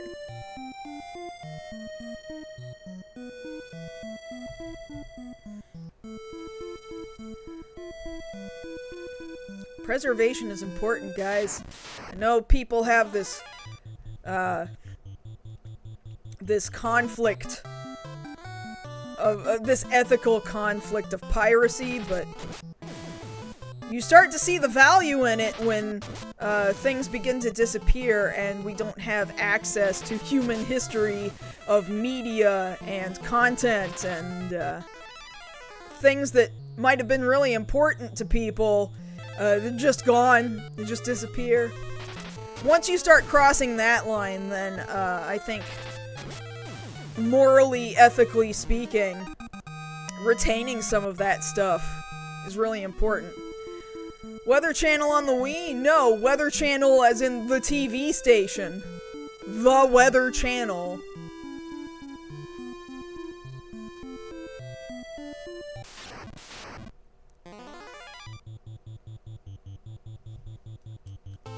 I think I finally caught up with as much of the chat as I needed to.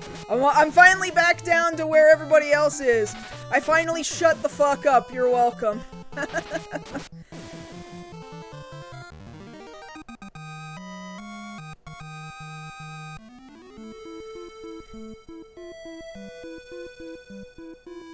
Just need a little more gil to get one more piece of armor. Maybe one more fight will do it.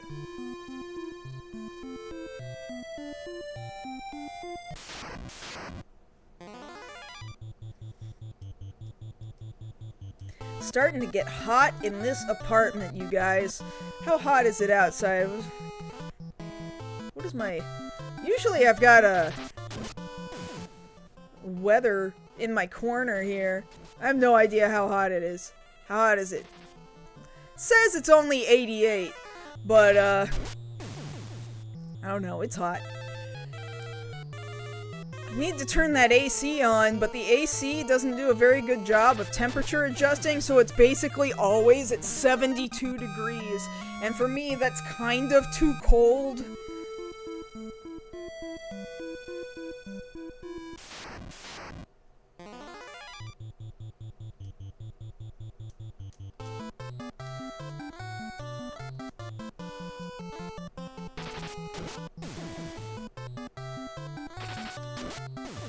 Oh, OnlyFans shit. Yeah, that kind of stuff is like, well, I consented to putting that stuff out for certain people, for a certain, audience.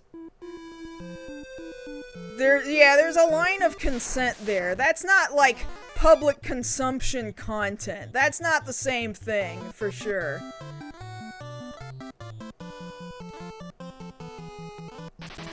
Sure, I consented for anybody to look at it under these conditions. Once you're talking about your own personal body and your own personal agency, yeah, that's different.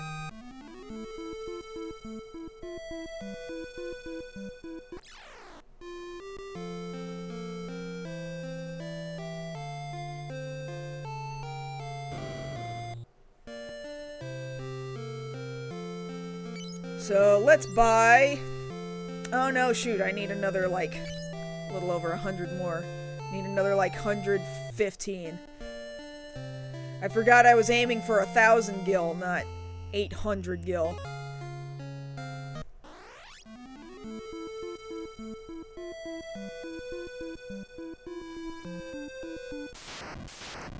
It's okay, it's all good.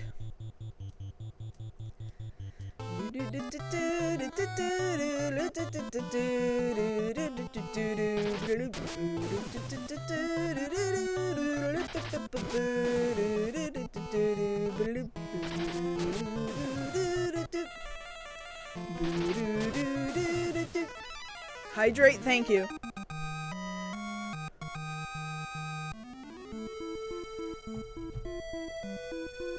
What am I at now? Almost there. Haha.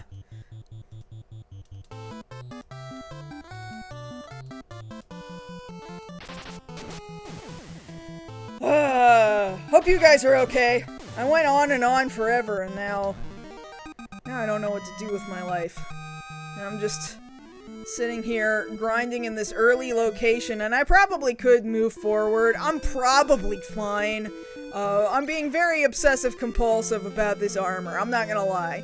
I am kind of trying to superpower myself. Posture check, thank you.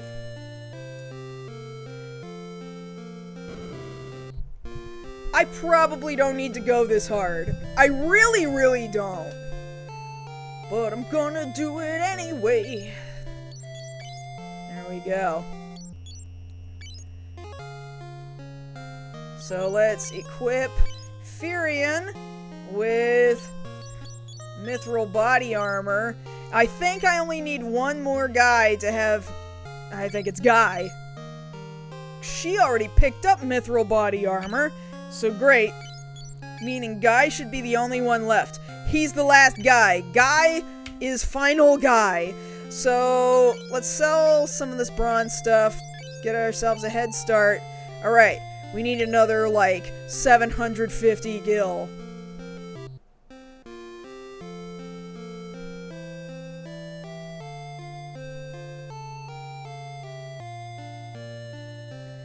Yeah, for sure. The posture is important, and especially if I'm gonna be on stream for approximately 3 hours, talking. The hydrate check is also good. A thing comes up that I don't know if it's unique to me or not, but if I've been talking for this long, my body, unfortunately, starts building up a bunch of mucus in an attempt to, like, protect my voice.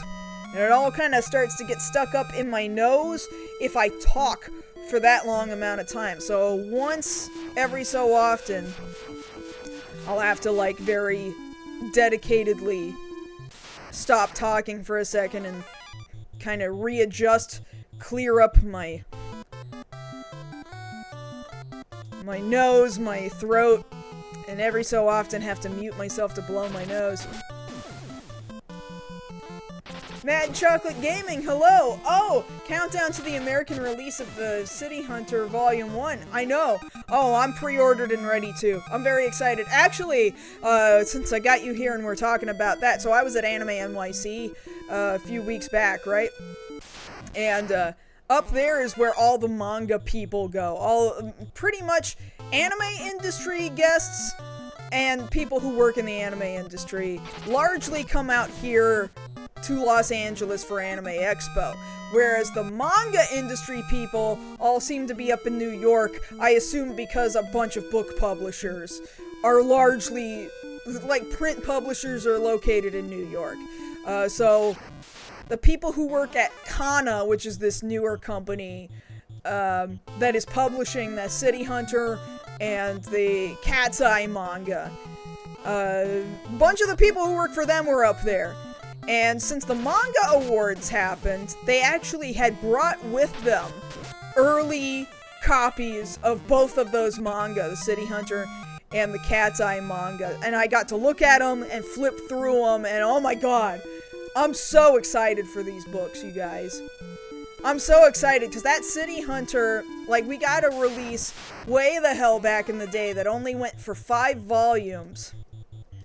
And, it's a shame that it stopped. We stopped so early, and I can only hope that these Kana releases, I can tell you for a fact that they've got the translation that was from the digital version on Comics' Japanese app, and yet they were distributing also the English version of the City Hunter manga. My friend David Evelyn is the translator on that manga, and by and large they're using his translation from the Comics app in the physical paperback release of this City Hunter manga. I'm so excited, man. I'm very excited about that release.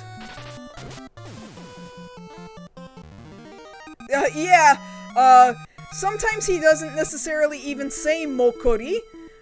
Sometimes it's kind of just a drawing of a boner. And the sound effect Mokori happens. Yeah, if you're coming over from the anime, boy, Tsukasa Hojo sure liked drawing boners. Just deeply enamored with drawing boners. He thinks they're so funny.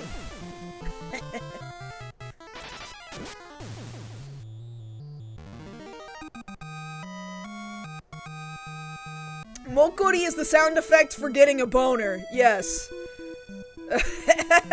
Which, as time goes on, certainly in the anime, the reason why the main character, Ryo Saiba, is screaming Mokori all the time is because they knew in the anime, for the sake of television, they could not get away with just drawing boners all the time. They couldn't do it. So they had to just make him say the sound effect out loud constantly. And even other characters are like, Mokori? What is that? Because, like, this guy made up a word. The character fucking made up a word.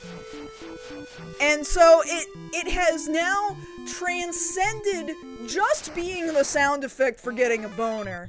But also just every time he sees a hot babe, he just screams, sound effect for getting a boner!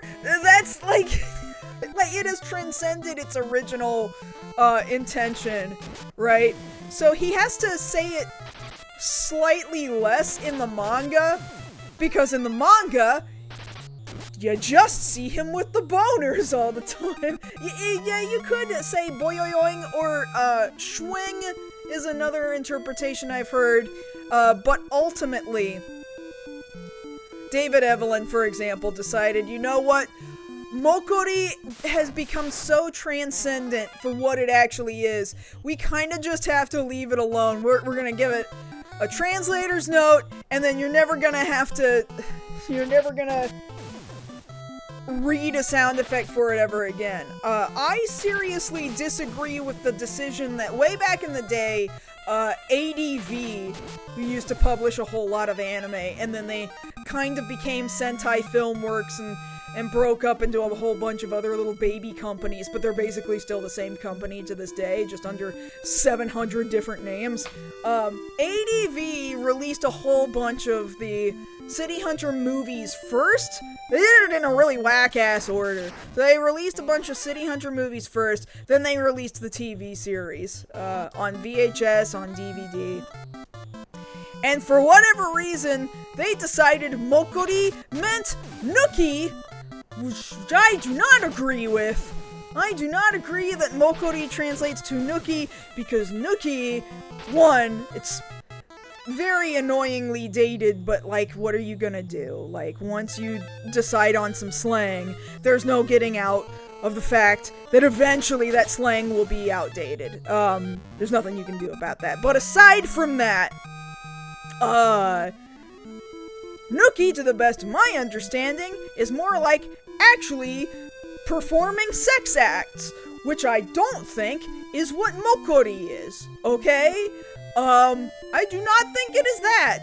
So, I think that was a big mistake on ADV's part, and I'm glad we are not doing that anymore. And God, the delivery of, like, all of those movies from ADV got dubbed. The TV series did not, but all of their movies did, okay? And for some reason, every time this guy who voiced Ryo, now I gotta get into this. Ryo, they renamed him for some reason, and instead of calling him Ryo, they called him Joe. Okay, so anyway, the dub actor for Joe Saiba decides to say Nuki like, so baby, you're gonna give me some Nuki? Like, he says it in the most annoying way possible. And he says it like that every time. Oh wow, it's Joe City Hunter!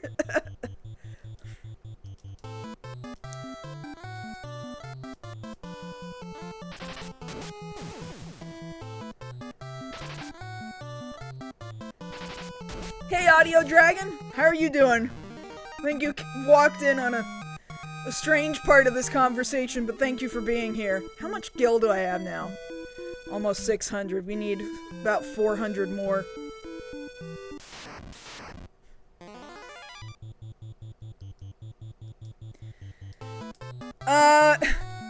Yeah, I mean, every dub studio gave a certain sex pest work, so you unfortunately have to throw all of them out. Throw them all away, throw every company away in regards to that. But also, man, ADV, you know, God bless them for just deciding to license literally every stupid fucking thing under the sun.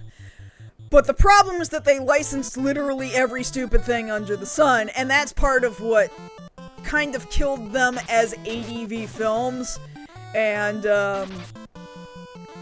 kind of burst that mid-2000s anime bubble.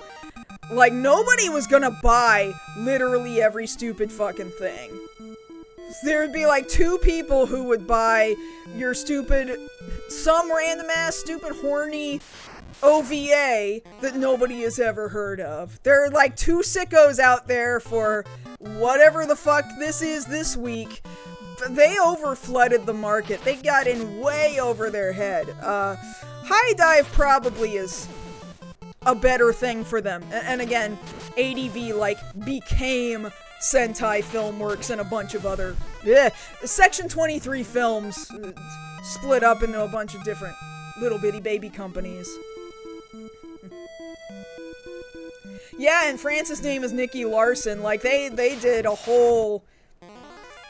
They very much did a 4Kids with City Hunter in France, right? Like, you want to talk about the old days of localization, where, oh, let's just change all of the names to names that sound like they come from the country where we're going to be broadcasting this show, and we're going to nerf a whole bunch of the naughty bits. So Nicky Larson, I find the French localization of City Hunter to be very, very fascinating. It turns out that Rio, whose name is Nikki, as you so mentioned, is not constantly trying to get women to go to love hotels with him. No, instead he's trying to take them out to nice vegan restaurants all the time. Boy, isn't that a very French thing to do. Mind you, it's funny, the name Joe, there are people named Joe in Japan. It's not like that's a strange Japanese name, but also, like, why? You didn't need to do that. Joe sounds similar enough to Rio. They sound the same. Just leave it alone. There's no point. I gotta mute for a second.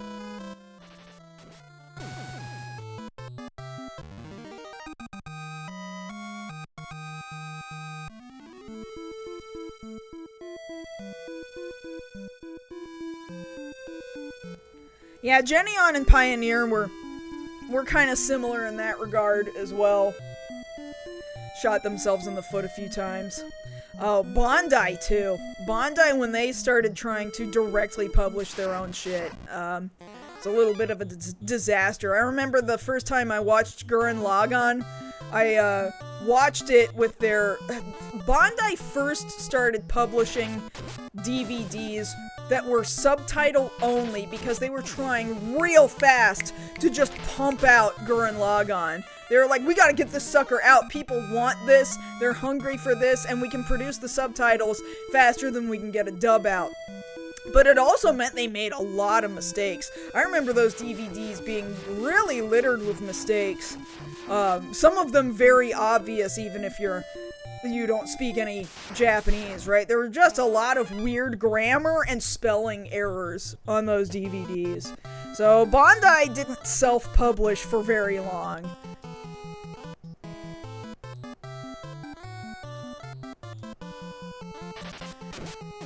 Yeah, see, it's funny, the French live-action movie of City Hunter, Nicky Larson, is a very good movie, actually. I actually really like that movie, and I think it is very City Hunter.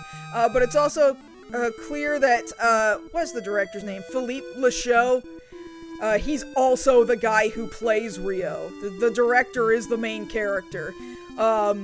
It's clear that by this point in time, you know, it's much like Sailor Moon insofar as, sure, there are people who, like, really value the old-ass Deke dub. However, it is very good to have unedited Sailor Moon, right?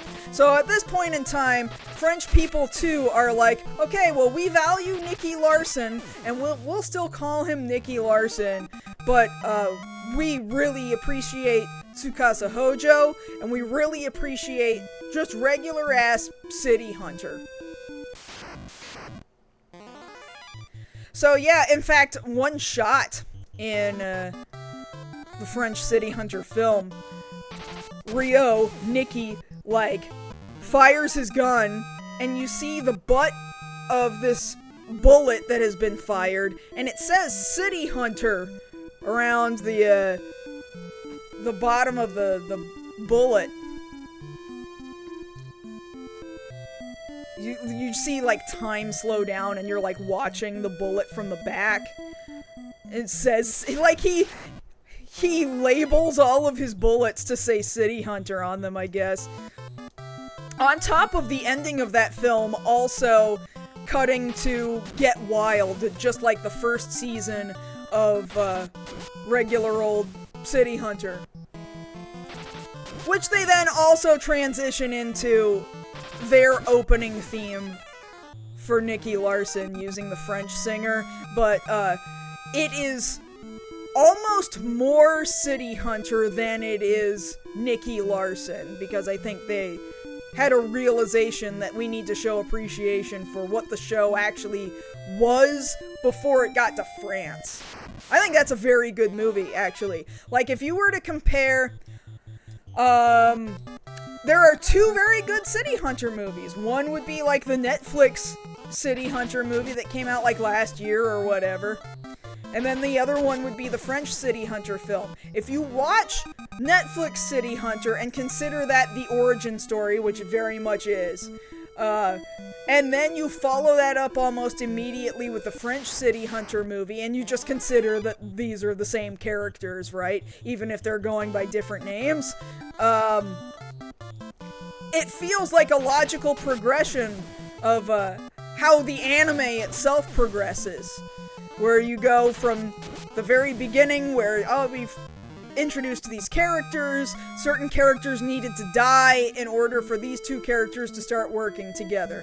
Now you've got the team-up partnership of Ryo and Kaori who make up City Hunter. The two of them together are City Hunter. And then that Nicky Larson French film is their ongoing story of them acting as City Hunter together. I think that is a great pairing.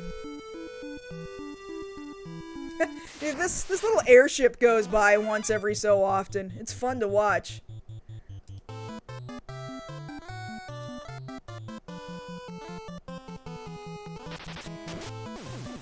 They all liked Netflix City Hunter? That's good. It would be nice to see it get another movie.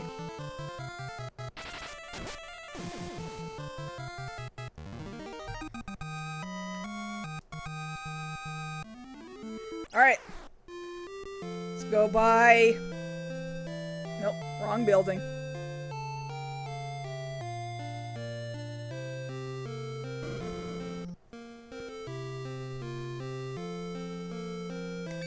By this. Haha.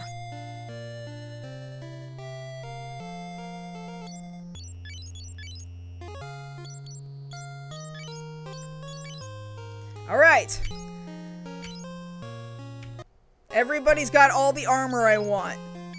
Now, I've wasted quite a bit of time today. I've wasted 2 hours doing this, getting them all armored up. I could waste even more time and get 3 swords. Do I want to do that? I know that it's just gonna be usurped by a mithril axe in some other town, though. That's the thing. Do I even bother? Maybe I don't even bother. Maybe I skip the mithril sword, which is gonna cost 1800 gil. Maybe I should just skip that. We're pretty fucking strong right now. Maybe I'll ignore it.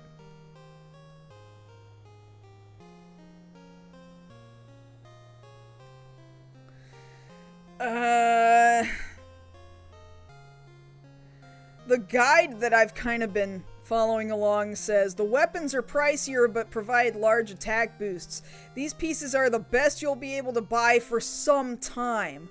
So even if you can't afford full upgrades now, it's worth picking up more of them when you're in the area.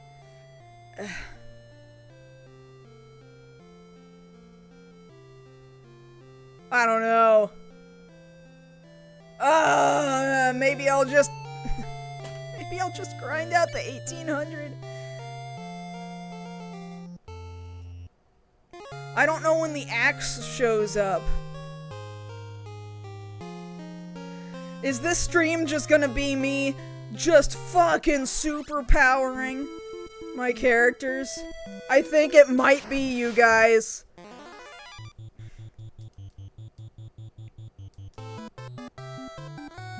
We're never gonna beat this game at this rate. If I feel like, shit, man, I gotta turn my party into fucking beasts. By the time we actually get our 4th character, it's, like, Minwu right now is not a permanent member of the party. He will not always be here. So by the time we actually get 4th character, he's gonna come in and be like, guys, what the fuck? This is more fun than just hitting yourself. See? You see what I mean? Yeah, in the game. That's why I didn't want to do hitting yourself on stream. That's dumb and boring.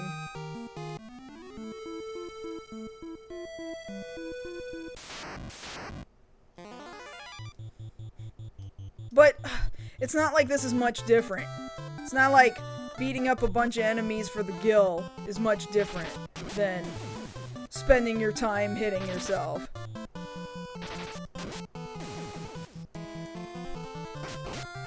Ow. Can't believe you actually hit me for a second.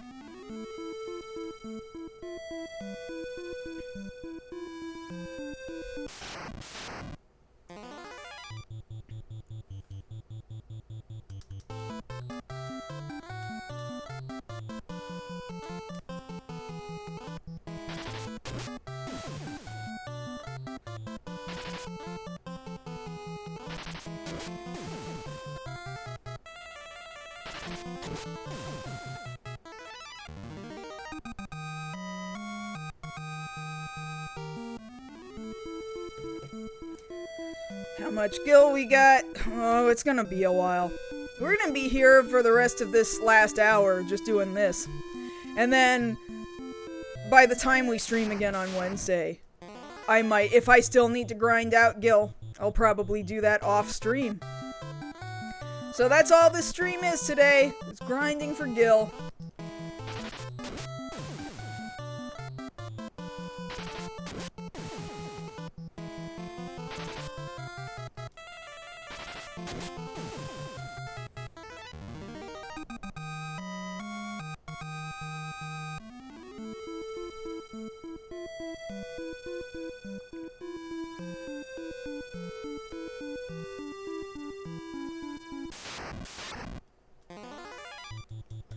I need more than one single goblin here, come on.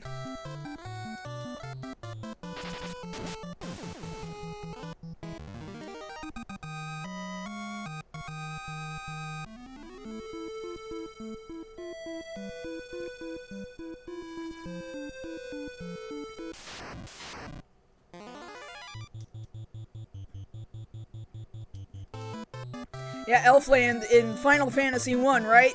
Elfland's real expensive for some reason. Every time you move to a new town, that is the general correct progression in Final Fantasy 1. Things just get progressively more and more expensive. Every single inn gets progressively more and more expensive. It almost makes you wonder whether or not you should just travel all the way back to the starting town to rest at the inn. Alright, take it easy. Thanks for stopping by for a while. Appreciate it. You have a good one.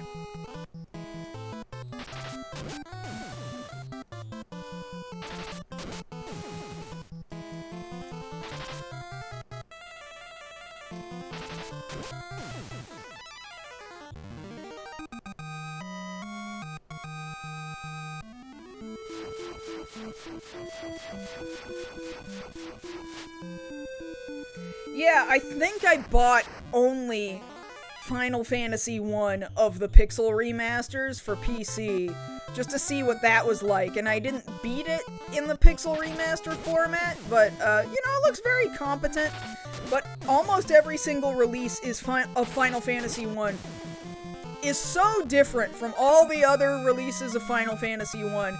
I really feel like you genuinely would have a very different experience from anybody else playing any other version of Final Fantasy 1. They're all very different from each other in a lot of ways. So you kind of get the meat of the story no matter which version of the game you play, right? That's fine. But the actual gameplay experience differs kind of wildly. Which is why I feel like it's important that if you really, really care about Final Fantasy as a franchise and you're particularly curious about its origins,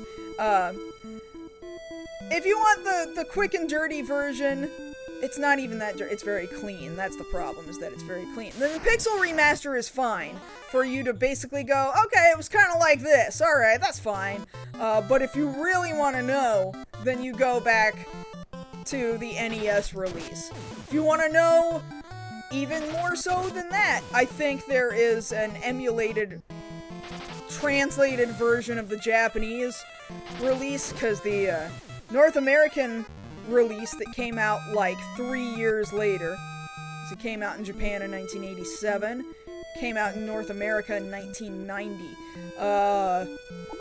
There are some alterations between the Japanese version and the English version that some baby things get fixed by the time it hits North America, but a lot of issues still remain. There's parts of the North American release that have been edited or censored, like churches now just, instead of having crucifixes, they have hearts, stuff like that. So I admittedly have never played, like, the Famicom version of Final Fantasy 1. I think that's a bit more dedicated than I need to be, although I care very, very much about this franchise. So, going back far enough to the NES release, I think is fair. I think if people care, they should do that much at some point in time. You don't necessarily have to start there. I think that's a very rough place to start. Final Fantasy 1 certainly was not my first Final Fantasy. So...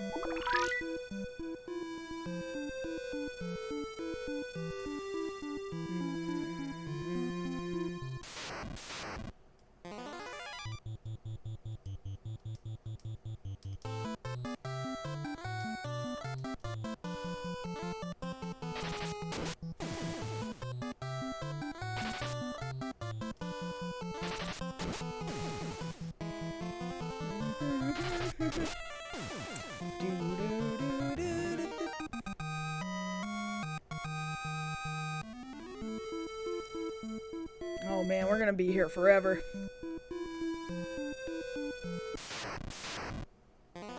Yeah, not every version of Final Fantasy 1 has all those dungeons and stuff. I think the Pixel Remaster does not have a bunch of those dungeons. I'm not a big stickler for the extra dungeons since they weren't there in the original game to begin with, so to me it's not a super big deal. But some people really dig that extra content, and to be fair, like, if you buy some new version of a game, you are gonna go, okay, well, why would I buy literally the exact same game yet again? And so extra dungeons do sort of beef up the quality of a re-release and give you a reason to buy it again, right? Fourth ribbon is good. Fourth ribbon is good to have. Those ribbons are very useful. I certainly could have used a ribbon on my red mage.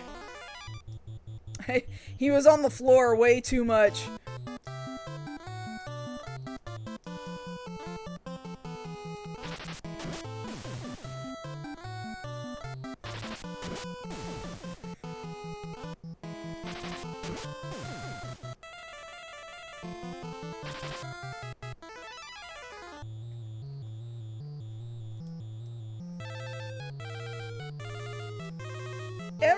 targets shield types. Man. Living the dream.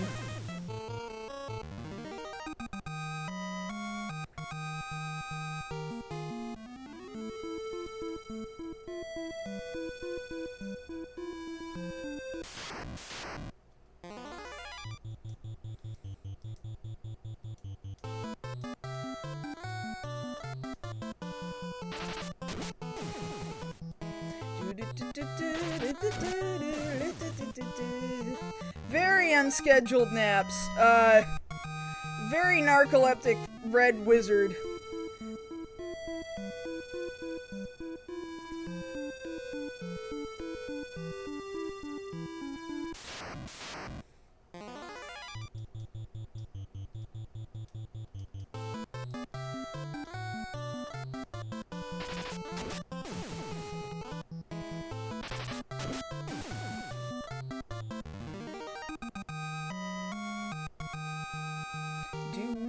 Oh.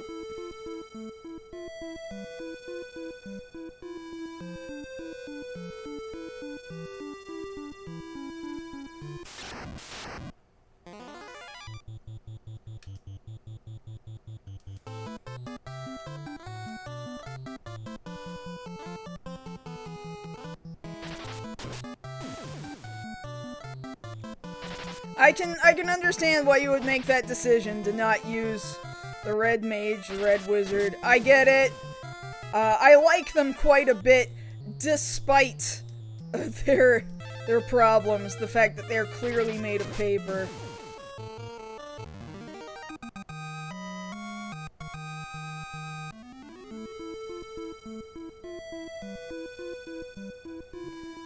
The Red Wizard Bob, we'll never forget you, man. Live in our hearts forever. I need to make sure that I properly archive some of those streams, I think. I wish I could afford to pay an editor to get some good edits of some of these streams.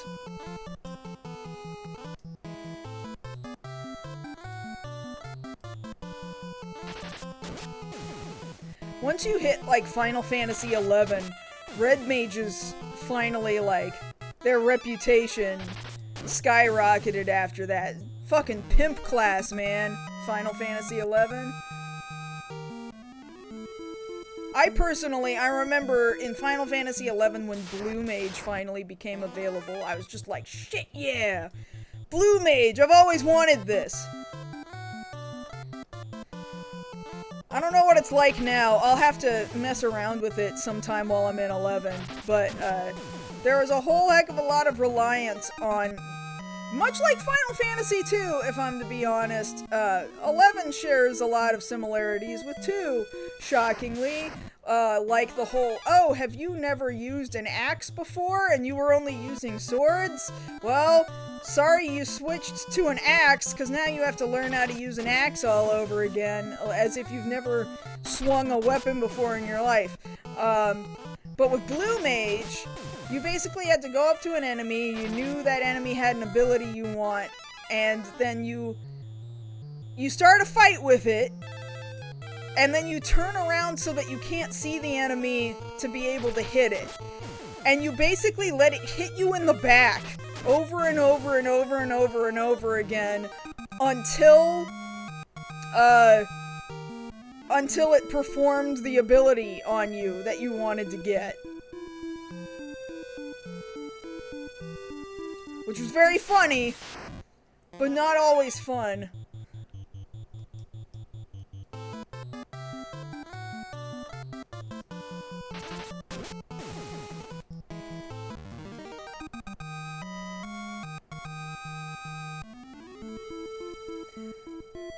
Alright, give me just a second here, guys. I'm gonna take a quick restroom break. Should only be a couple of minutes max. I will be right back with you.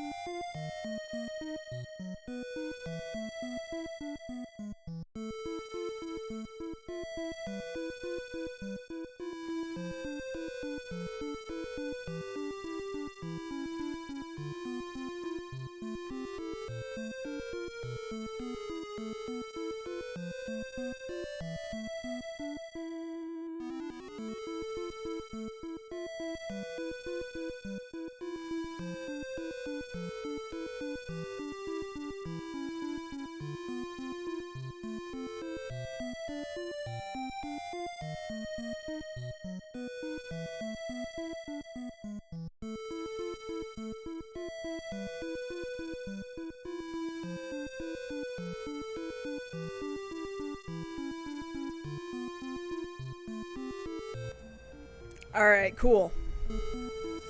Out of curiosity, what are our stats like right now, just generally speaking? Strength of 32. I wonder where I'm expected to be right now. 32 feels high.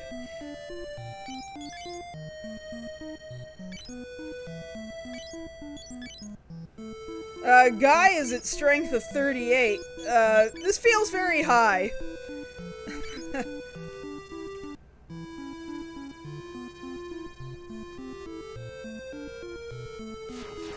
Mind you, I'm still very much at the beginning of this game. I am... Yeah, I need to grind magic, for sure. I mean, hell, I guess we'll do that, since, we're just womping everything. I guess...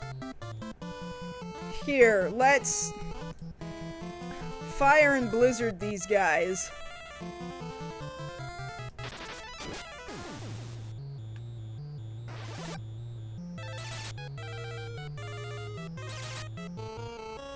It's not doing a lot, but, you know, I'm not gonna die, so it's fine. My only concern is I'm gonna run out of MP, then I'm gonna have to go back to the inn to recover that MP. Well, really, I should be buying items to recover MP. Either way, it's gonna make me spend my gil. Right, and when I spend my gil, I'm spending against the gil that I'm trying to save, so that I can get these swords. But fine. You won!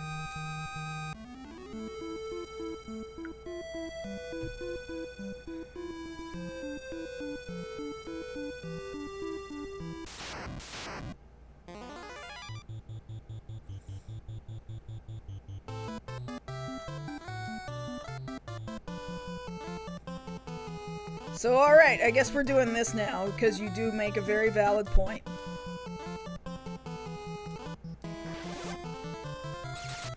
If I'm going to be grinding for gil, I may as well also be grinding for MP.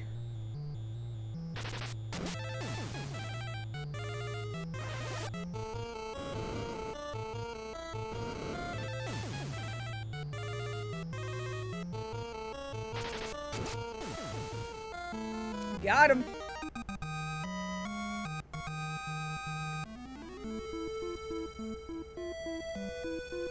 We'll do this about another half an hour.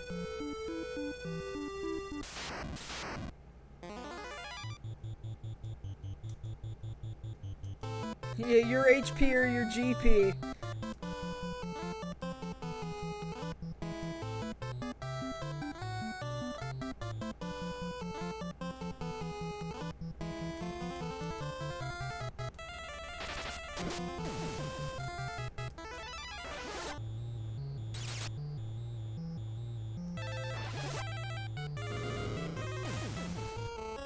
Got him.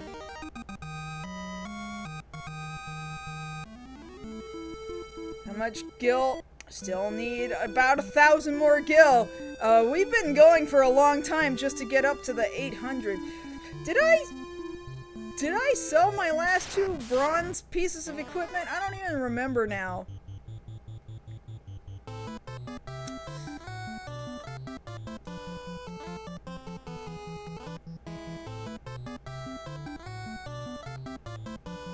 I don't know why I'm trying to go back into town to find out, and I can just open up my menu to find out. Huh, I wonder if I've got bronze in there. I wonder if somebody else can tell me what's in my bag.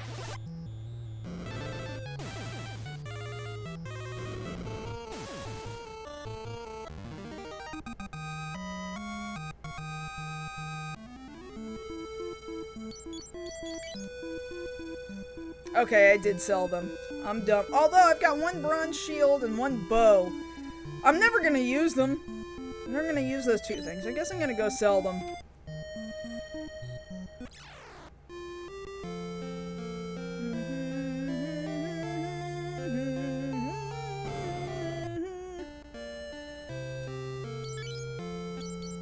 Sell this bow, and I'll sell this bronze shield. There we go. That helps anyway. It helps a little baby bit.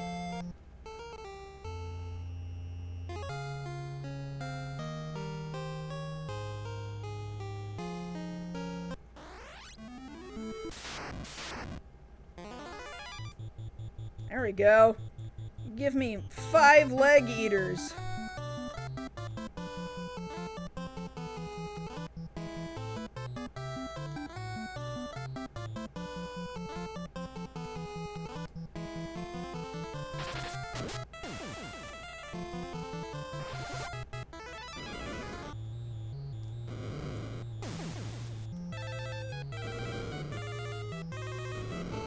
One of these guys only had 1 HP.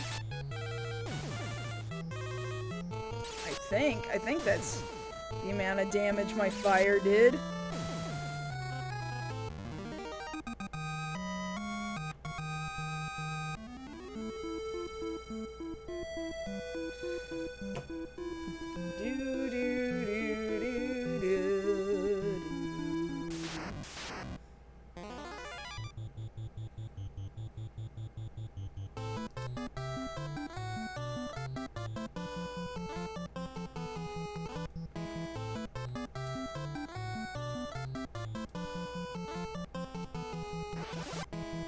Go be on fire!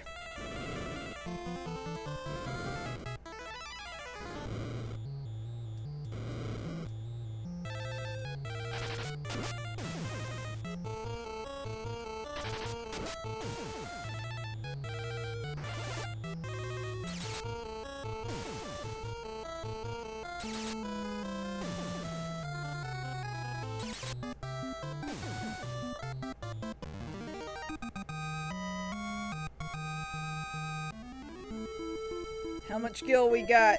1121. Nope, we need more than that.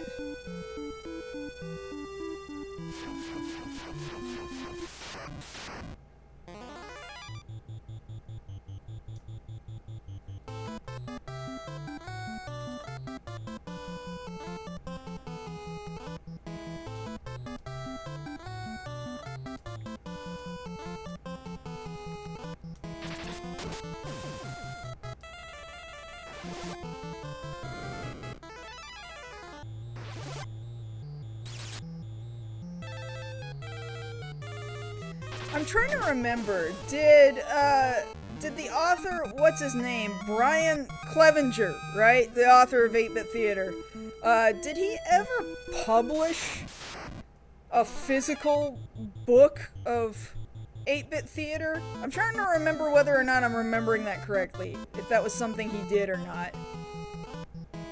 I remember other webcomics of the same era, like Mega Tokyo, for example, getting physical book publications for a little while. I don't remember if he ever did that.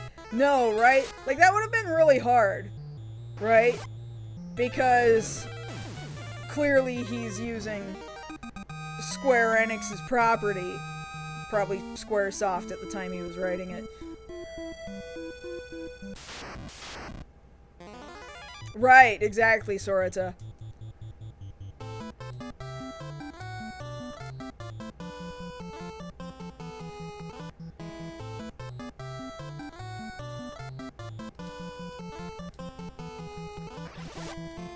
Yeah, Mega Tokyo is still going. Every so often I think, man, should I catch up with what is happening in Mega Tokyo? I have no clue what's happening in Mega Tokyo anymore.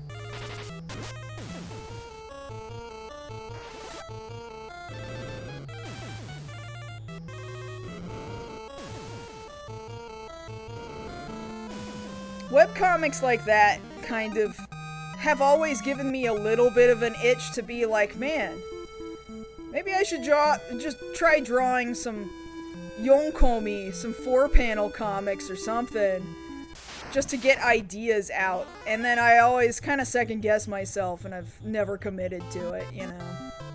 It's a lot of work too, to really get something out of your brain and onto paper like that, you know, or onto a tablet if that is your method of choice as of, it's particularly the way to go these days, really. I've got a tablet, an art tablet, and I have a Windows tablet now. And I could make that transition, but...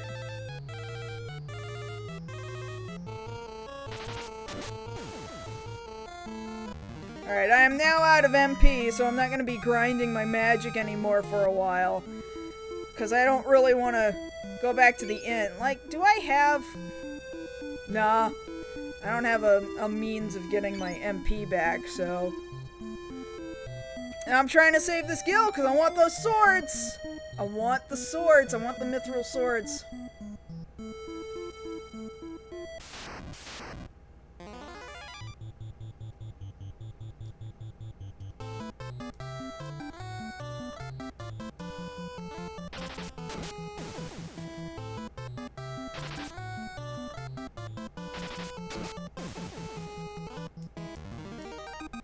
I can appreciate people who, even if you don't have, artistic drawing ability, it doesn't devalue you as someone trying to tell a story, right? So, when, of course, sprite editors also exist. So you might actually have, artistic ability as far as sprites are concerned, doing sprite edits and making your own characters that way.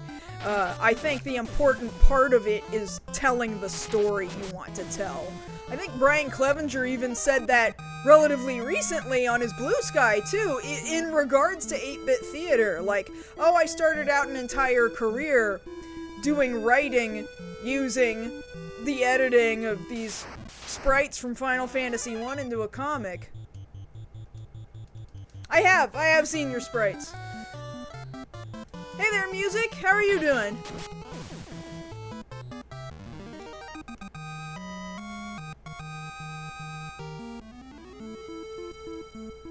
How much gil we got right now? Nope, we still need like 500 something. That's probably gonna be the last 20 minutes, is getting another 500 gil.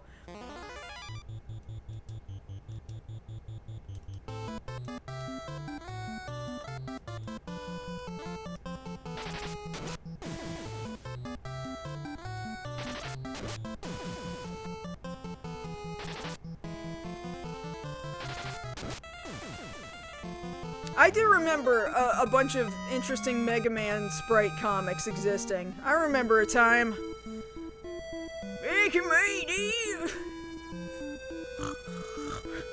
Let's fall asleep. Oh, thank you, music.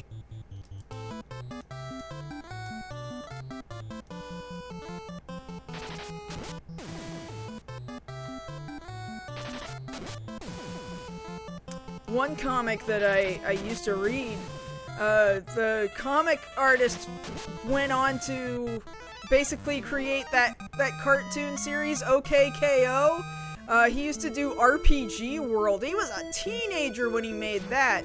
I remember being very inspired by that. Like, he was just so young. He was about my age. I mean, that would make him still about my age. And, my friends and I were so into Final Fantasy, and we became so into webcomics for a brief amount of time. We were convinced with stuff like that. But between Mega Tokyo and RPG World,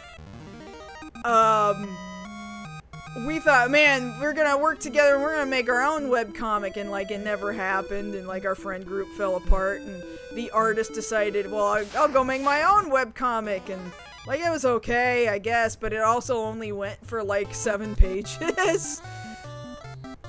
And all of our personal characters that we were all writing for, like, she left us out. and she only wrote it about herself and her boyfriend. So, I mean, we were all high schoolers. You can only be so mad.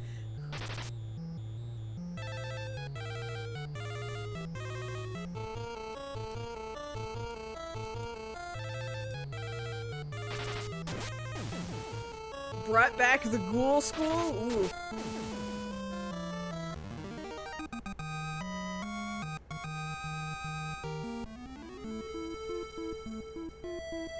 Still a long way to go. You know what? I better save before I do something stupid. There we go.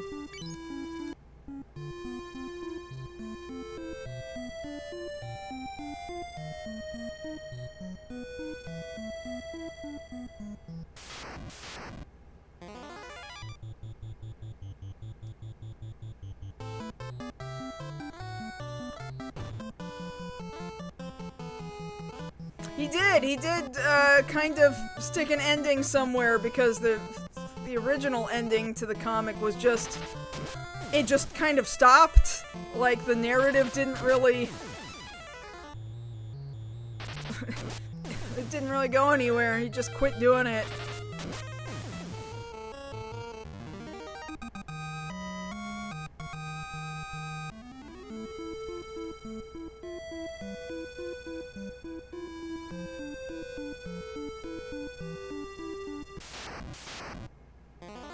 I think I started watching OKKO because I had heard, oh, the characters from RPG World get an ending. I think it was in OKKO. I could be wrong. It might have been something else entirely.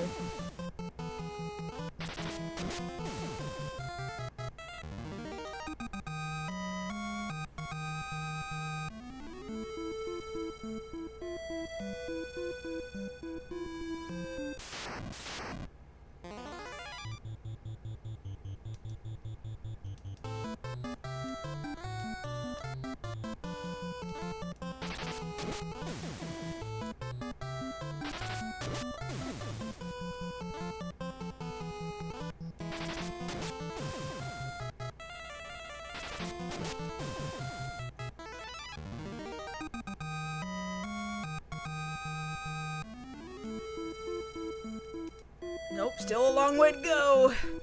Can we get one sword before we stop this stream?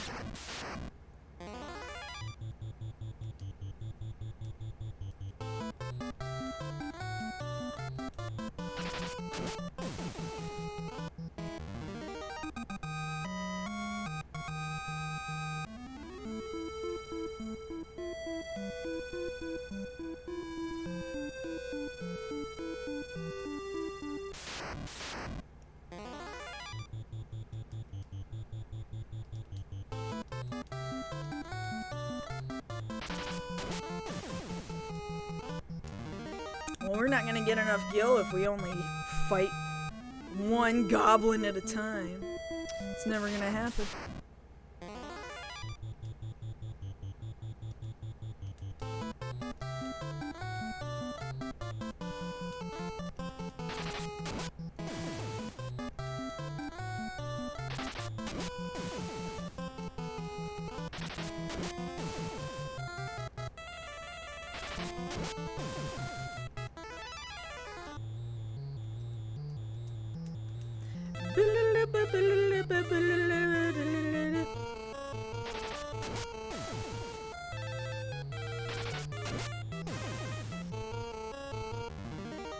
You won!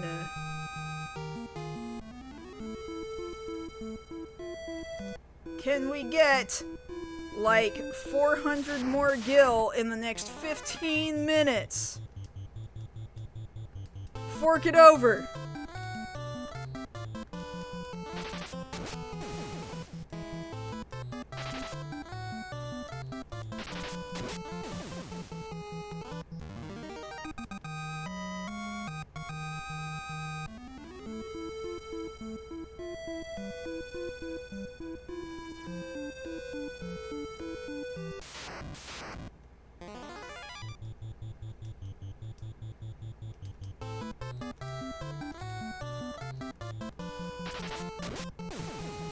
I'm gonna try. Gonna try and make it. And then I'll still need to get 2 more swords, but we're gonna stop for the day. And then the rest of it, I'll spend grinding for it off stream. We made no progress on today's stream, but Wednesday will be different.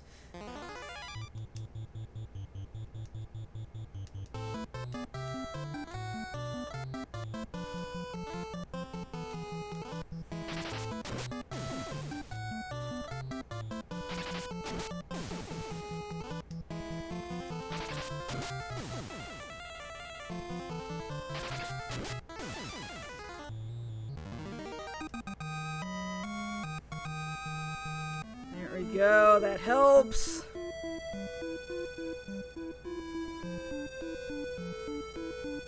Not different at all, is it, Steve?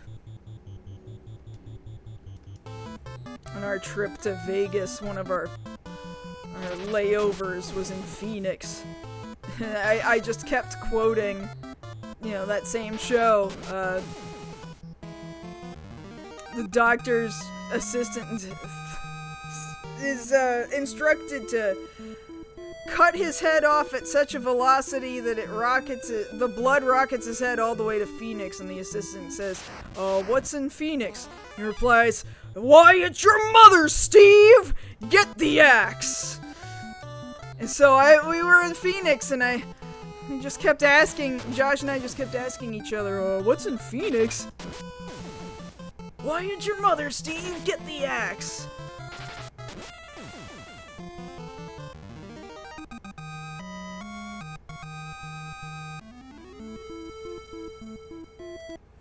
We're so close.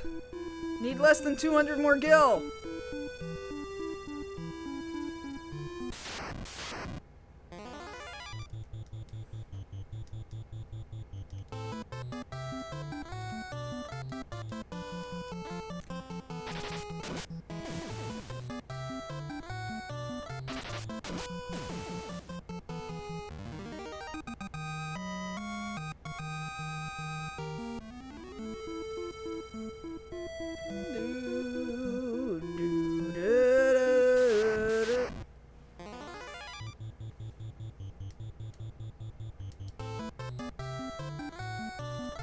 Nope. Target the correct enemy. There we go. Watch those numbers fly.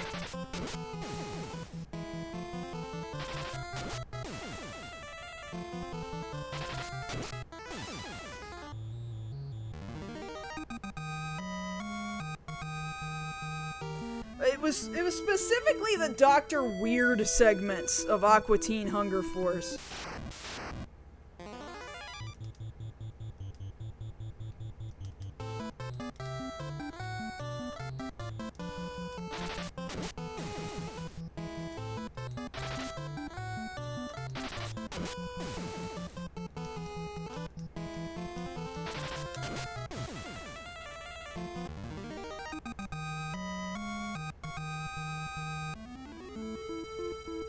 Almost, less than 100 more to go.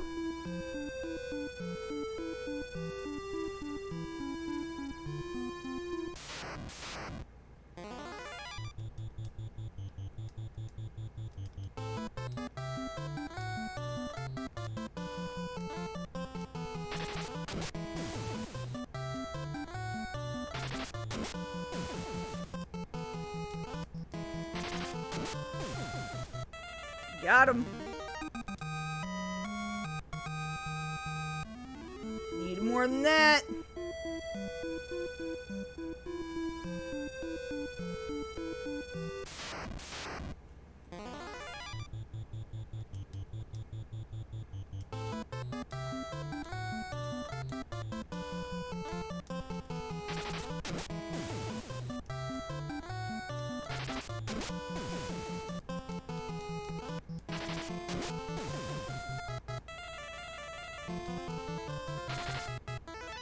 Way to swing at nothing, guy! That's my favorite, when you swing at nothing.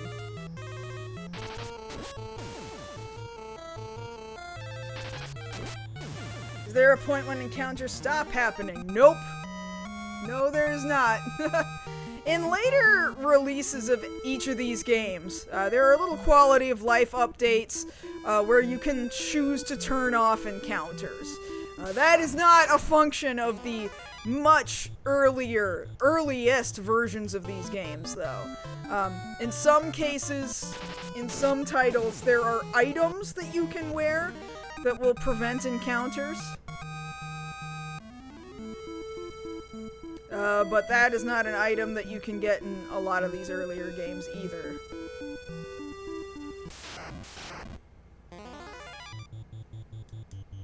The encounters are the entire reason that you're able to progress your characters and get enough money to be able to do anything. That's just the way this was built mechanically. Love it or hate it, you know? I mean, there are certain zones where nobody fights you. We got enough money to buy one sword, so I'm going into a zone right now. Enemies won't fight you in towns like this one. So, I guess to answer that question, this is an instance where they will stop fighting you, is because we're in a town right now, so monsters don't come in here. You assume, narratively speaking, it's because they got guards protecting a place like this, but you know what? I don't actually know that.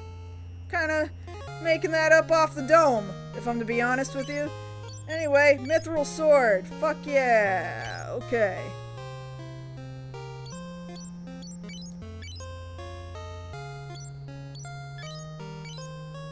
Yeah! I better hold on to the battle axe if only because we've got really good skill progression with using the battle axe.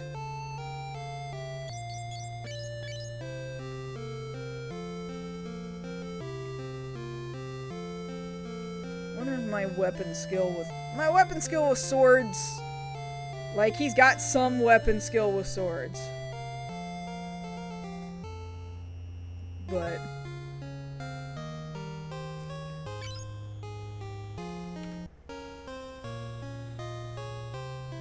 So I'll keep doing this for just a couple minutes longer, and then we're gonna go ahead and stop. And I will do the rest of my grind for Gil off-stream before we get started on Wednesday, so we can actually see some story on Wednesday.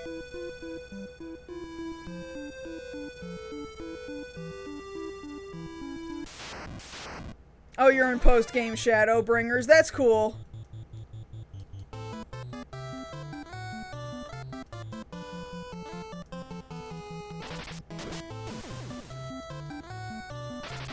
Hey, Paladin, doing okay? How are you doing?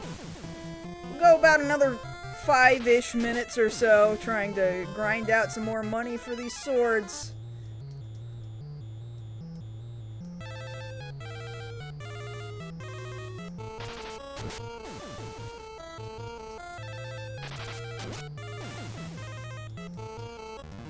About to work out? That's good, that's good. I need to do a little bit more walking, it's just so hot. So hot outside.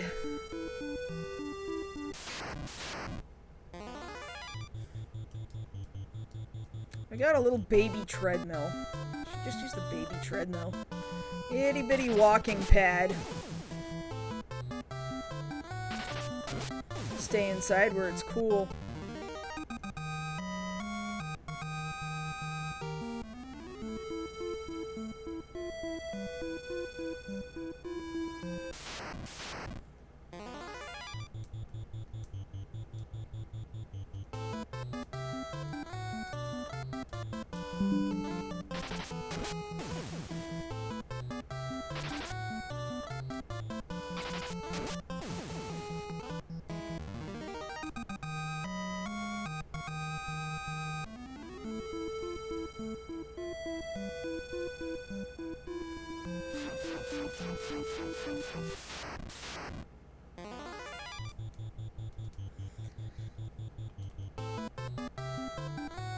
Just gotta keep fighting.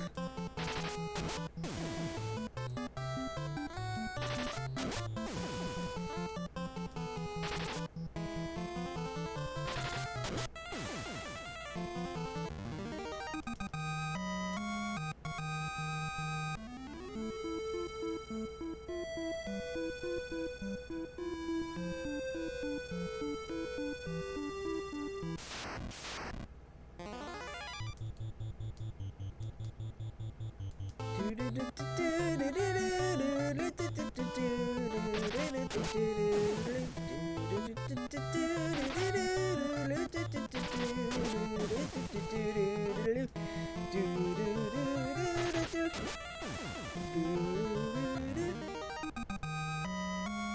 won, yay! Glad Minu's strength is going up. Too bad he's not a permanent member of the party.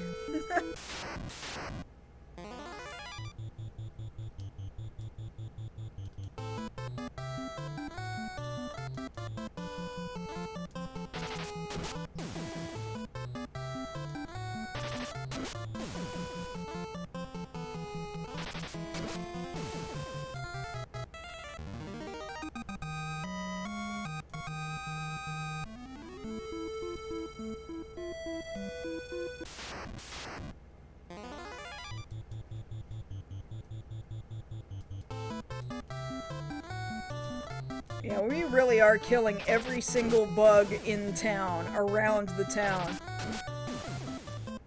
People in town should really be paying me for keeping the place so free of bugs. Maybe pay me in 2 swords.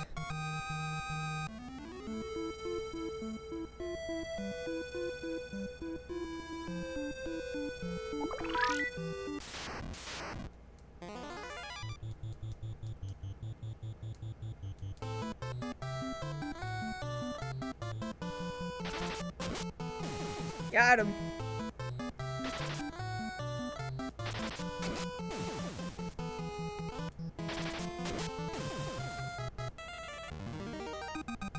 We'll do this just a couple more minutes. Oh, anytime. Anytime. I'll hum this music to myself anytime. And I've just been playing these games for like half my life, too. So, every turn-based single-player Final Fantasy is kind of like this. They almost all had music composed by Nobuo Uematsu up until... he composed them almost entirely himself through Final Fantasy IX. He did a third of Final Fantasy X and about a third of the base game of Final Fantasy XI. So, his music is very recognizable, it's very melodic, it's very easy to hum, easy to sing, very makes your brain happy kind of jingles.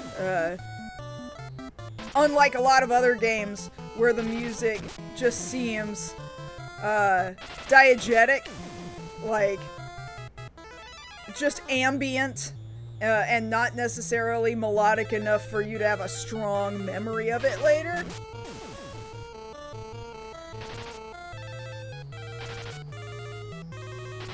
He composed the entirety of the original 1.0 release of the base game of Final Fantasy XIV as well. From that point on, he didn't really come back. But you still hear some of his original compositions get played here and there in 14 also. Not to mention they reuse songs from previous Final Fantasy games throughout 14 as well. You can almost always tell when it's him. Soken does a pretty damn good job, though. Kind of emulating that sort of feeling. I think he, as a composer, has come the closest to the feeling of the heart and soul of Final Fantasy, more so than any other mainline Final Fantasy composer. Yoko Shimomura is very good, but her stuff sounds more like Parasite Eve, Kingdom Hearts, and I don't... So when she composed for 15, it felt more like one of those two games and not like Final Fantasy, I guess. She's very good. I don't dislike that soundtrack, but it just didn't sound like Final Fantasy to me. So, okay. Just double safety save. I think I am done for now. I'm gonna go ahead and also save state on top of that, just to be extra safe. I will spend some time over the next day or so doing a little bit of extra gill grinding so I can get 2 more swords. And when we start back up on Wednesday, we'll actually do something of value. We did nothing of value today, which is fine. That just happens sometimes. We'll jump back in on Wednesday. I will most certainly let you know. Just double confirm on Wednesday an hour ahead of time that yes, we are going to be doing it. So feel free to check in with me over on social media. Thank you, you guys. Thanks for hanging out. I will certainly tell Josh hello from you guys also. Thank you. You have a great rest of your day. I'll be seeing you later this week. Bye for now.